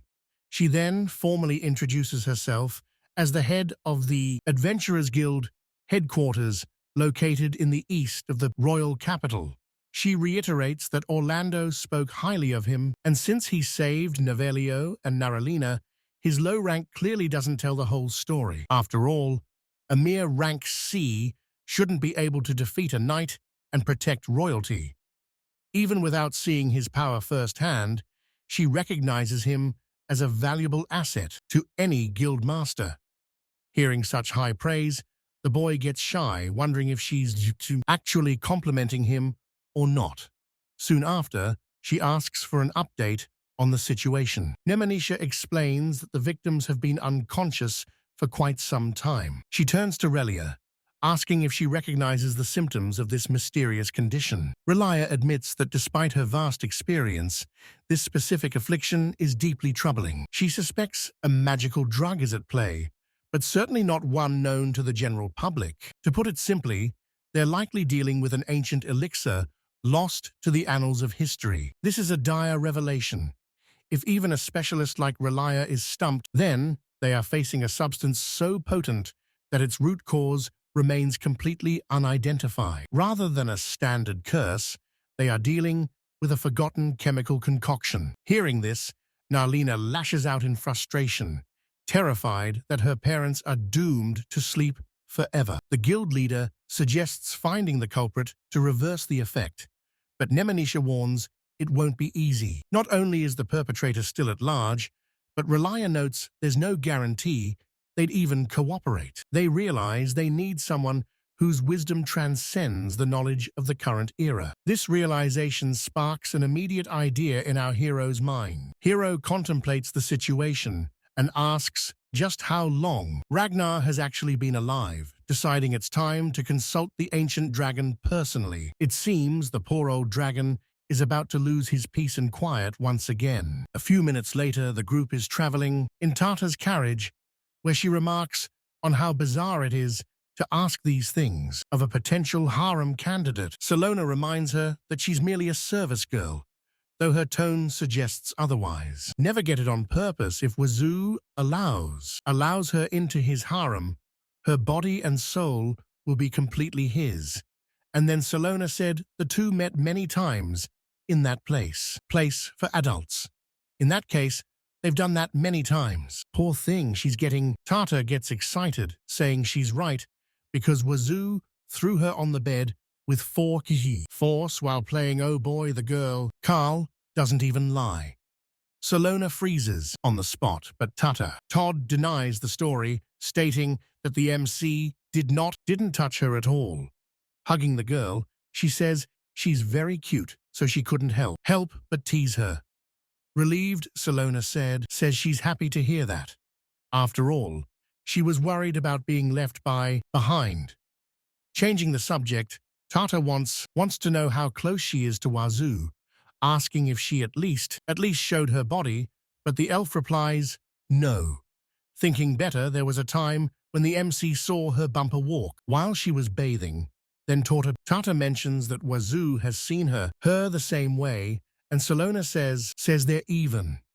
The funniest thing is that the kid didn't ever lay a finger on them. Salona, however, believes that Wazu avoids intimacy simply because he is far too pure-hearted. Hearing this, Tarta suggests they should actively try to seduce him the next time they cross paths. However, the elf remains hesitant about taking the lead, believing it shouldn't be the woman who initiates the first move. Beyond that, she admits she is completely inexperienced and still a pure maiden. Suddenly, Tarta hugs Salona, admiring how she's willing to offer herself to the MC. If Wazu truly desired her, she would give him everything, though she secretly fears her lack of experience might disappoint him. She's reminded that love isn't about technique, but something far more beautiful. Nivette, realizing her missed opportunity, feels a sting of regret and envies Salona deeply. Tarta then adds that simply being sincere is enough to convey her true feelings to the protagonist. Tarta is genuinely thrilled for her. She tells them not to worry, because Wazu will undoubtedly cherish them and treat them with the utmost care. Handling things with great care, Wazu's luck is truly insane. Ivet then breaks the mood, claiming she needs to conduct some adult research so she can properly educate them later. Meanwhile, the poor Nenya had overheard the entire awkward conversation, wondering just how long this chaotic mess would last. These people are truly hopeless. Elsewhere, Wazu finally makes his move. He arrives at the dragon's residence, hoping to find answers regarding an ancient magical medicine. He's specifically looking for Mia's parents, who have lived for an incredibly long time. While he isn't certain of the outcome, he believes it'll be far easier to consult Ragnar than it would be to deal with the two goddesses who, unbeknownst to him, were eavesdropping on his every word. Shortly after, Wazu completes his grueling climb up the mountain, but something feels off. The atmosphere has shifted because a strange group has gathered there, loudly calling out for Ragnar. Our protagonist steps forward to intervene, demanding to know their business. Suddenly, the monster's expressions shift, and they demand that he be the one to explain himself and why a lowly human is trespassing in their territory. He's a close friend of Ragnar, but the creatures grow tense since they are the dragon's foremost trusted companions. One beast, resembling a massive lion, attempts to lift the boy but fails miserably. Of course, they can't even budge the kid. He's simply too powerful. And seeing this, the rest of the creatures take it as a challenge. One by one, every monster tries to test their strength against our protagonist. Moments later, Ragnar arrives, laughing heartily, admitting he was wondering what all the ruckus was about. Seeing they're getting along, he introduces his new friend, Wazu. Ragnar explains to the group that these are his long-time allies, known as the Peaks of the Mountain, but the monsters tell him to knock it off. They feel they don't deserve such a title after being so easily outclassed by a human. Hearing their praise, Wazu remains humble and stays quiet in the corner. Soon, Ragnar claims it's no exaggeration to call Wazu the strongest man alive, since he can toss a dragon around with zero effort. Upon hearing this, the monsters immediately change their tune, declaring that any friend of Ragnar is a lifelong friend of theirs as well. Wazu is taken aback by the group's sudden and dramatic shift in attitude. They have become remarkably friendly as Ragnar begins the formal introductions. Meet Gain the lion, Zir the werewolf, Ruto the high elf, and Neil the necromancer. Wazu is intrigued by the high elf title, but Ruto clarifies that while his bloodline is noble, it's a complicated situation. While he is technically a high elf by birth, his heart and personal interests tell a completely different story. To put it bluntly, Ruto has an insatiable obsession with his own kind. His appreciation for elves was so extreme that he made a move on every single elf in his village, resulting in him being permanently exiled. While elves are usually seen as pure and devoted, Ruto is the ultimate outlier. He's a far cry from the typical elven nobility, driven only by his wildest fantasies.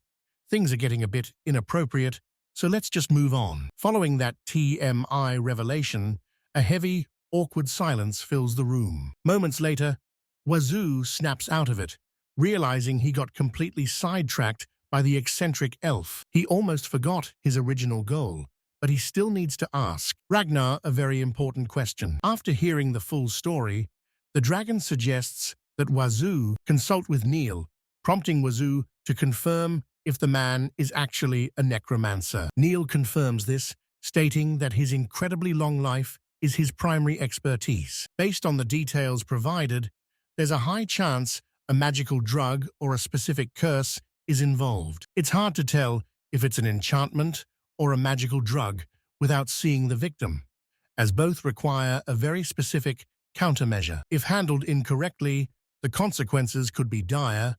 Hearing this, Wazu realizes he can't return empty-handed and asks for a cure. However, Neil explains that he needs his laboratory and specific ingredients to craft anything useful.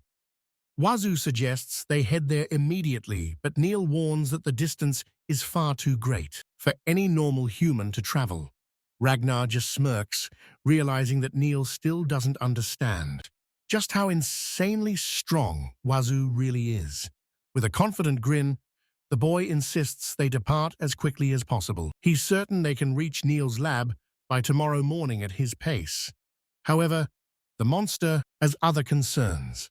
As a necromancer, he's terrified of how the public will react. He asks what would happen if a creature like him suddenly appeared in the middle of a human city. He'd likely be pelted with stones and driven away, leaving him completely traumatized. As the creature begins to sob, Wazu realizes this monster has absolutely no self-confidence. Neil continues to spiral, worrying he'll be hunted by soldiers or it is sealed away by powerful mages.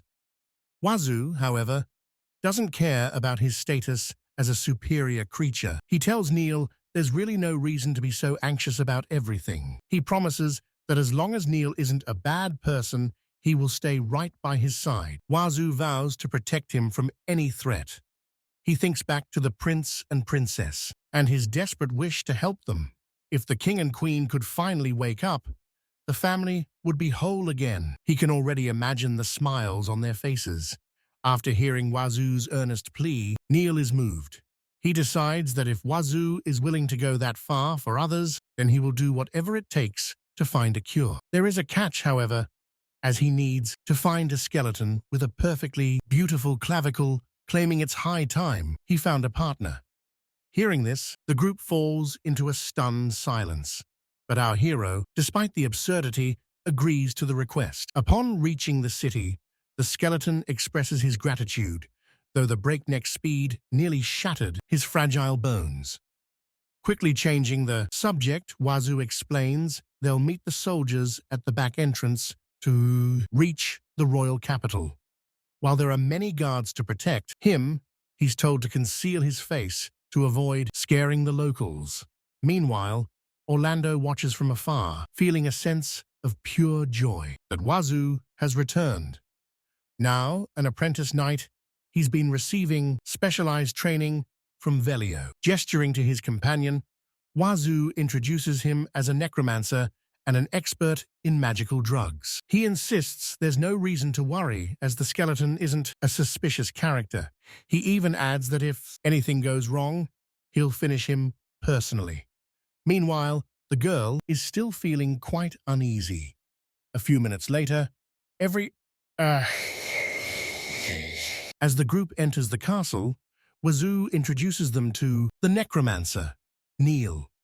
Novelio approaches and thanks Neil for his help, who responds that he was quite surprised that the prince approached him without showing any fear, though he acknowledges that such courage is expected of royalty. However, Novelio confesses that despite being Wazu's friend, he was actually quite nervous about meeting a necromancer for the first time. But seeing how intellectual the mage is, his previous concerns prove to be entirely baseless. The powerful undead then explains that he's currently suppressing his intimidating aura, a skill only possible after spending years in this form, something ordinary necromancers simply cannot do.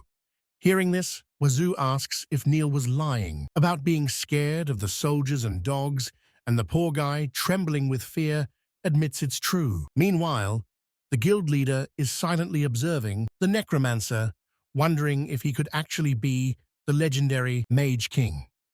A surprised Wazu asks if Neil is really that famous of a person. Relia explains that according to the legends, he is capable of using every type of magic, and that his mana is so immense that he would be capable of wiping out an entire nation with ease.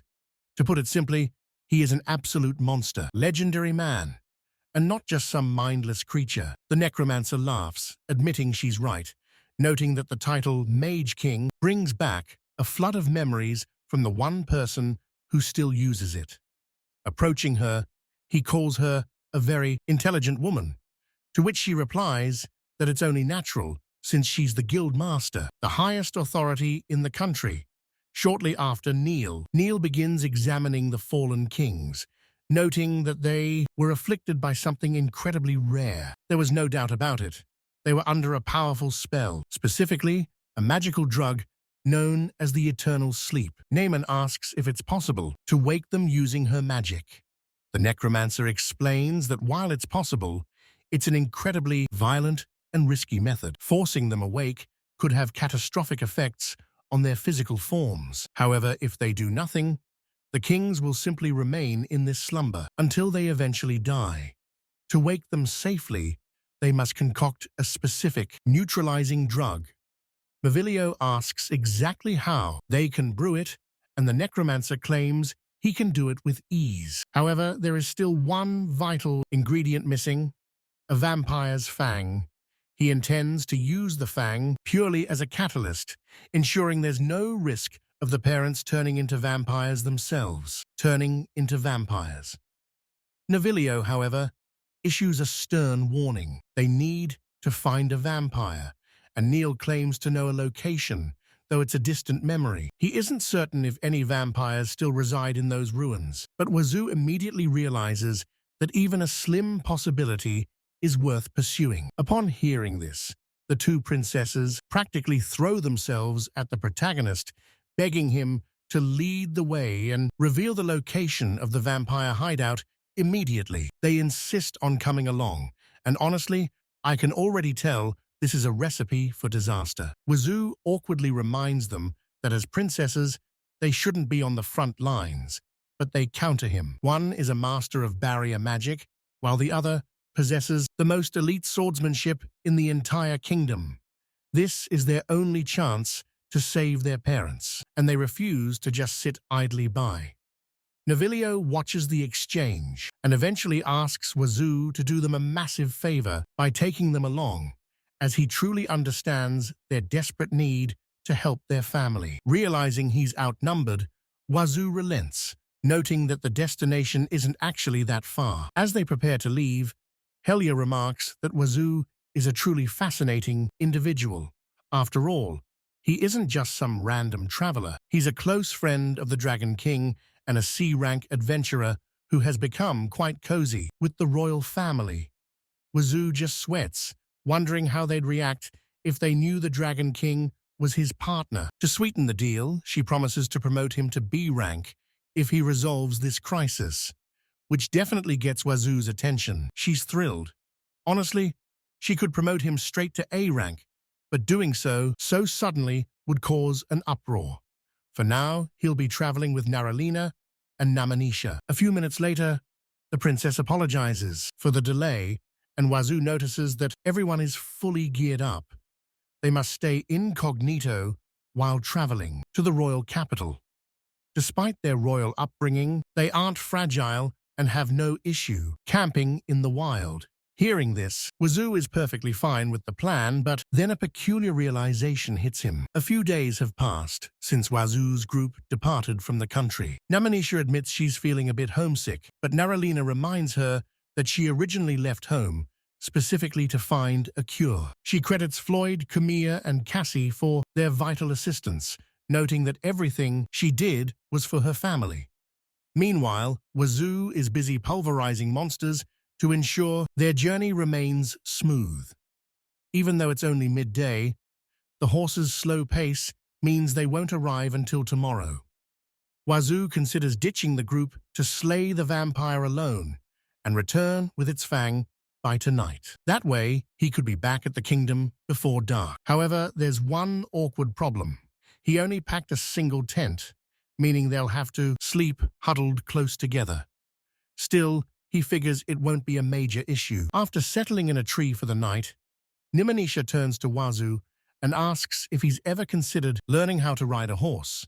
She tells him there's no shame in being a beginner, but Wazu admits he simply never had the opportunity to pick up the skill. Hearing this, Naralina boldly declares that she'll be the one to teach him.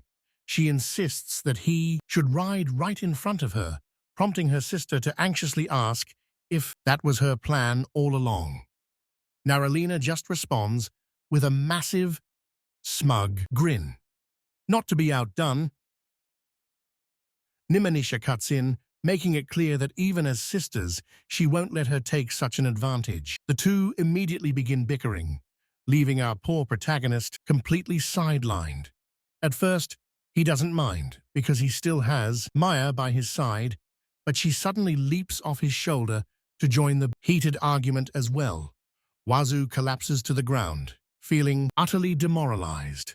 The sheer pressure of traveling with two intense princesses is becoming overwhelming.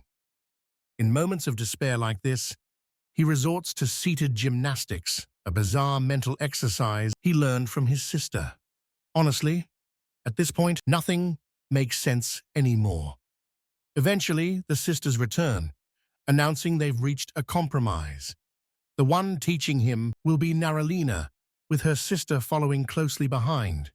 They'll focus on the basics for now, which is still a huge improvement over knowing nothing at all. Nimanicia tells them to do their best, as she'll be taking over the training tomorrow.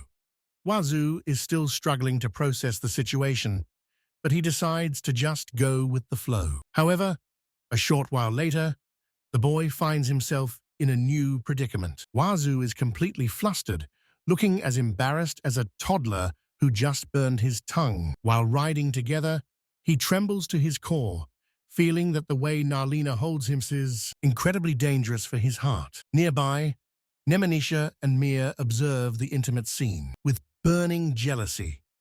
Wazu tries to keep his composure, reminding himself that she is a princess and a commoner like him shouldn't harbor any romantic feelings for her. But suddenly, the girl pulls him even closer. Eventually, Nemanicia calls out to the group, noting that night is falling, and it's time to set up camp. Seizing the moment, Wazu brings up the matter regarding their hunt for the vampire. He considers suggesting that he retrieve the fang alone to make things easier, but that would render their long trek completely pointless. Furthermore, proposing such a thing would imply that he doesn't trust their abilities. They both know this quest is no walk in the park, so Wazu keeps his thoughts to himself, simply stating that they should prepare for the night. Soon, the group begins gathering ingredients for dinner. Wazu realizes that if he truly wants a harem, he needs to get used to the quirks of traveling with girls. Before long, the conversation shifts toward their need for shampoo, and now Narlina asks Wazu if he's ever actually heard of hair conditioner. Wazu admits he has no clue what that is, so Narlina explains they are products used to care for his hair. Nimanicia adds that his hair looks surprisingly good even after a grueling full day of travel. Our hero asks if she'd like to take a closer look, and after she compliments how soft it is, he thanks her. Shifting the subject, Narlina admits it might be a bit premature, but she asks what he plans to do after this is all settled. Wazu explains that since he's just passing through the Midland area, he'll likely head somewhere else afterward. Nimanicia is shocked, asking if he really won't stay in Mambonde, but Narlina warns that as an adventurer, they can't force him to stay. When asked if he's seeking power, Wazu says he just wants to help people.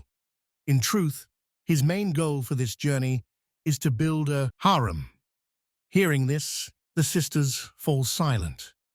Later, Nimanicia notes Wazu's distance due to their status, but Narlina insists they must become his true companions and women. They realize they won't be able to stay by his side for long if he's just focused on a harem, unless the situation changes and he actually starts to like them. Soon after, Narlina asks her sister if she has feelings for the protagonist, leaving the girl completely flustered. Narlina then decides it's time to wake their parents from their slumber, praying for the strength to handle the road ahead. A few minutes later, the sisters open the tent to find Wazu fast asleep. Just as they promised, they won't turn back. Going back on their word, they crawl into bed and cuddle close to him throughout the night. When our hero finally rouses from his slumber, he looks to his side, completely bewildered by the situation. He finds both princesses tightly clinging to his arms, like their lives depend on it. He wonders if this is a seduction attempt, or what might happen if he gives in. It's not like he's never viewed a woman in that light before. His mind then drifts toward Tarta and Salona, making him realize just how blessed he is. He truly is living a charmed life. He's a lucky man, especially since Naval entrusted him with his sister's safety. It's his duty to return them home safely. By morning, the protagonist wakes up in high spirits, noting how beautiful the weather is. Meanwhile, the sisters are embarrassed that nothing actually happened during the night. Shortly after, the group finally reaches the cave that Neil mentioned earlier. This is supposedly the vampire's lair, and as expected, swarms of bats are nesting within the shadows. Venturing deeper, they make a bizarre discovery, a fully furnished house hidden inside the cavern. Hearing a strange noise, they realize someone is nearby, busy working the soil with a hoe. A man is diligently tending to his crops, humming about how wonderful he feels so early in the day.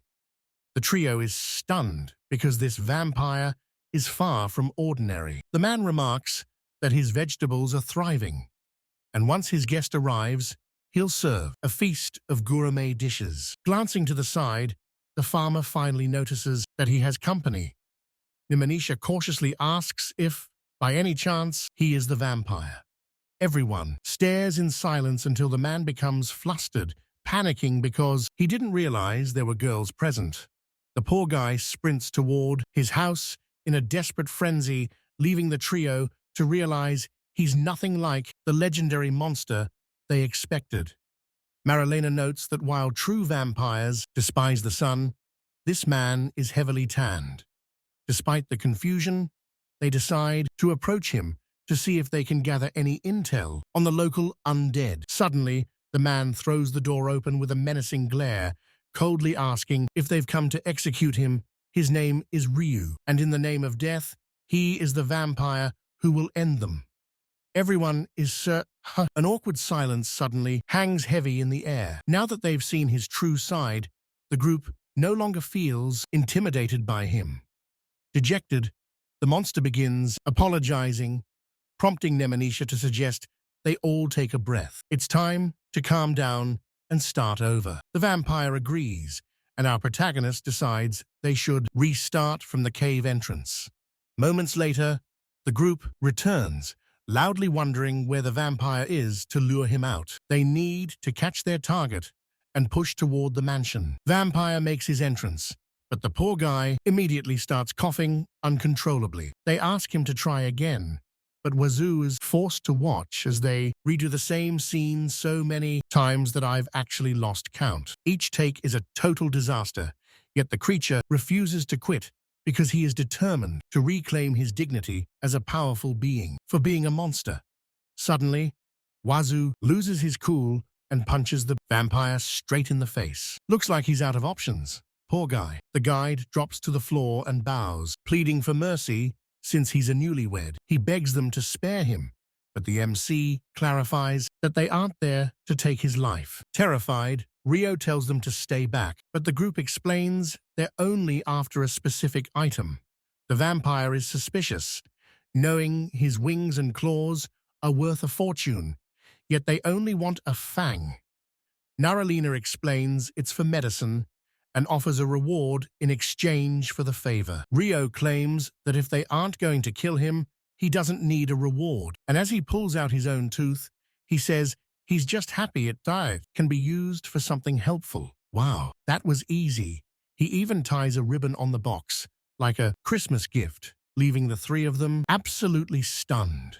After handing it over, the MC asks how he can handle the sun, since most vampires would be far too weak to withstand it. The vampire admits that, without protection, he'd turn to ash, but he overcame the sun through sheer willpower.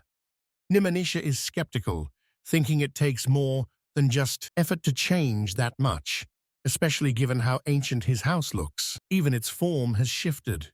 Wazu asks why he chose to live here, but the vampire warns it's a long story. Suddenly, the group tries to bolt, causing the vampire to plead for them to stay, promising his tale won't take long. He just wants someone to listen. Honestly, I'm starting to feel bad for the guy. Aside from someone named Anini, it's been ages since he had any company. He's just a fragile vampire who is terrified of death. After a quick discussion, the trio realizes just how lonely Rio truly is, so they decide to hear him out. Rio explains that he's been trapped here so long, he's lost track of time itself. Since no one ever visits, he's utterly isolated. Wazu asks about this Inini girl, and while she visits occasionally, Rio still feels a crushing sense of solitude. Usually, he just retreats to his coffin, sleep the years away, but their arrival today has actually made him happy.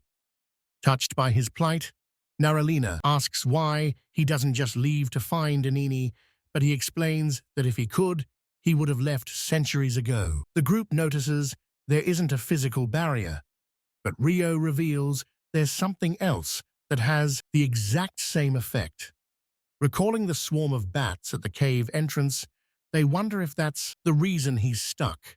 The vampire confirms their suspicion, admitting the truth. Despite his nature, he's simply too afraid to leave. If you don't want to miss what happens next, make sure to hit that notification bell, and I'll see you in the next one.